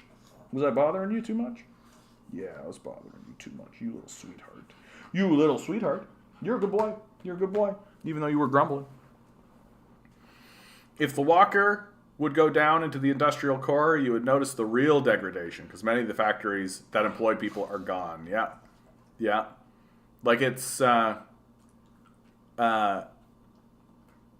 mean, of course, then they're not going to do that. I mean, I wonder if we could find that, actually. Hamilton Walk, what is it, the industrial core.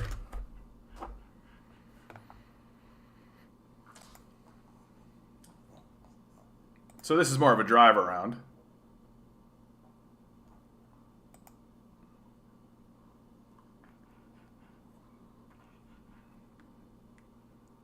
Bumble, good to see you too, bud. Have a good weekend. Even if you have to work, I hope everything goes well for you. I know I'm working through the weekend. Everybody's working for the weekend.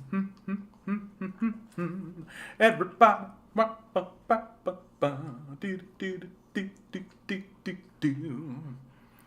Oh yeah, I do hope you guys have wonderful weekend plans. I know I myself am going to be working at a cafe, but you know, got to pay those bills, got to make it happen, one way or the other.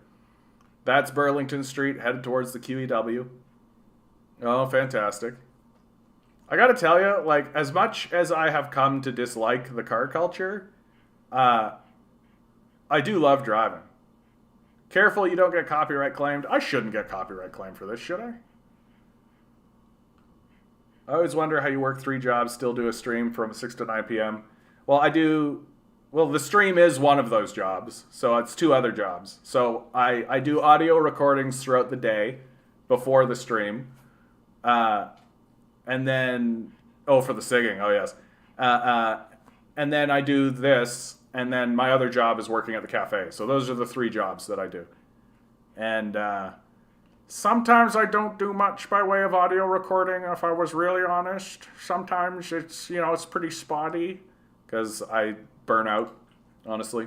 I just burn out. Which doesn't help the bottom line, of course, right? So please remember to like, share, subscribe, donate the money if you'd like to help me out. But like, the reality, Yetis, is that I've just made the time. Like, I've made the time. I've structured my life in such a way so that this is it. Like, I will sacrifice literally everything else to do this show, 6 to 9 p.m.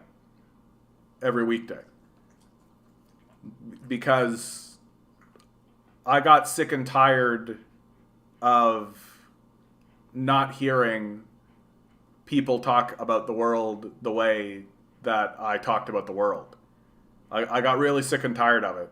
That, like, people would have conversations online or in the internet or any of this kind of stuff, and I kept finding myself saying, like, everyone's missing this. This is such a crucial component to this conversation. And I wish that more and more people would actually start to pull it up. Fruits of Labor is paying off, John. Have 1,060 subs. I know, the channel's still growing. Look at that, DM. I thought for sure I'd hit 1,000 and it just stopped. Right? Thanks for noticing, though, bud. Makes me feel rational instead of looked at as a crazy man. That's beautiful, bud. That's a beautiful thing. Because Yetis, I mean, like, I know for myself, like, the experience that I had during the Iraq War was one of being looked at as a crazy man. I literally had a phrase people would say to me. They would say, because people used to call me Jono. That no one calls me that anymore because that's how life works. But and the phrase was, "Oh, Jono." That's what it was. It was like a dismissal. "Oh, Jono," right? And everybody took it up. It became the thing. Right? And sometimes it was used playfully. Like, sometimes I did do silly things because I'm a silly man a lot of times. So it was like, "Oh, Jono." But sometimes it was like serious discussion about the nature of the Iraq War. And then it was just used as like "Oh, yeah, okay." Right? And I don't want other people to have that experience. If at all possible. And I want people who are sitting in the world going like, nothing sounds right. Right? Because, like, how many times have you listened to a conversation and somebody says something, it just doesn't hit your ear correctly? Like, you know it's wrong. You don't know why. You can't really tell why. It doesn't really... You don't have the articulation or the understanding for why it's wrong, but it just hits your ear wrong. Right? Well, to me, that's all media these days. That everything just hits my ear wrong. And I can't tolerate it anymore.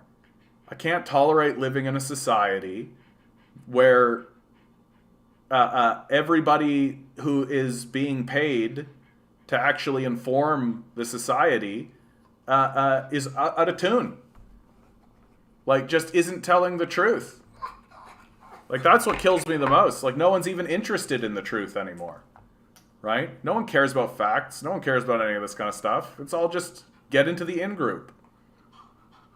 So, I'm not interested in being in the in-group. I'm interested in telling the truth. Because that's where my allegiance lies. My allegiance lies with the truth. My employer, Popsicle Yours, coming up on the left. Oh, very nice. The empty lot on the right is where Procter & Gamble. Going under the bridge. The video stopped before its National Steel Car where I worked. Isn't that the best, Watson? Isn't that the best, dude? We are all in a room with 100 people and we disagree with the 99 but feel crazy for doing so. Yeah. Right? And also there's a phenomenon where, like, people are scared of disagreeing because they don't want to be in the out group. Right?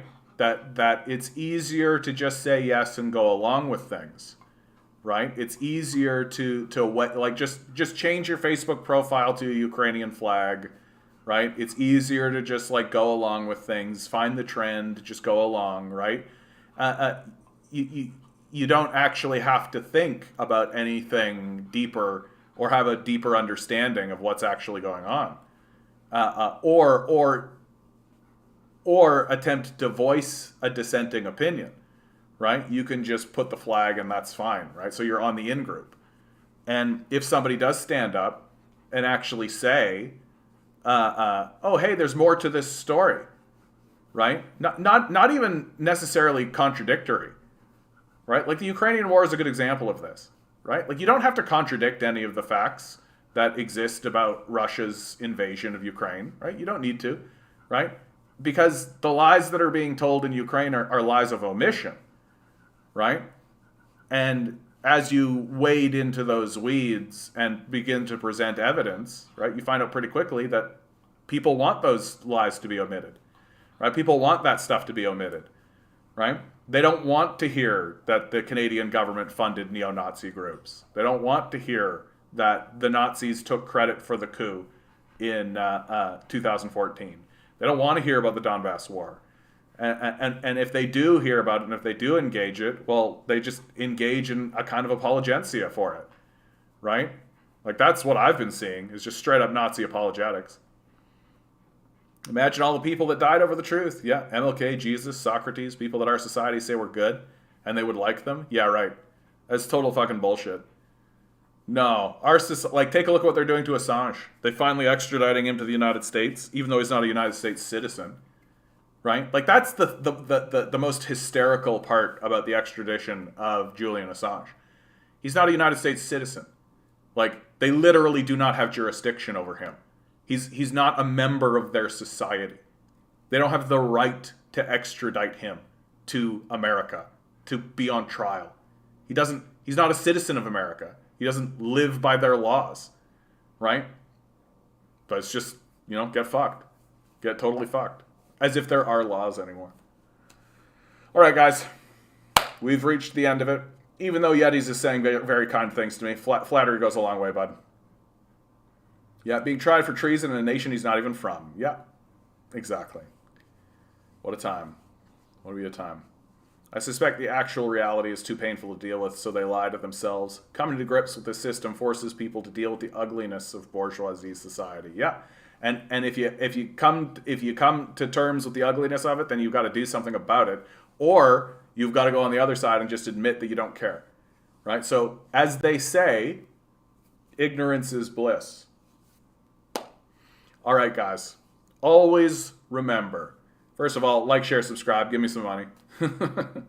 But always remember, guys, each and every one of you is a quantum being living in quantum energy.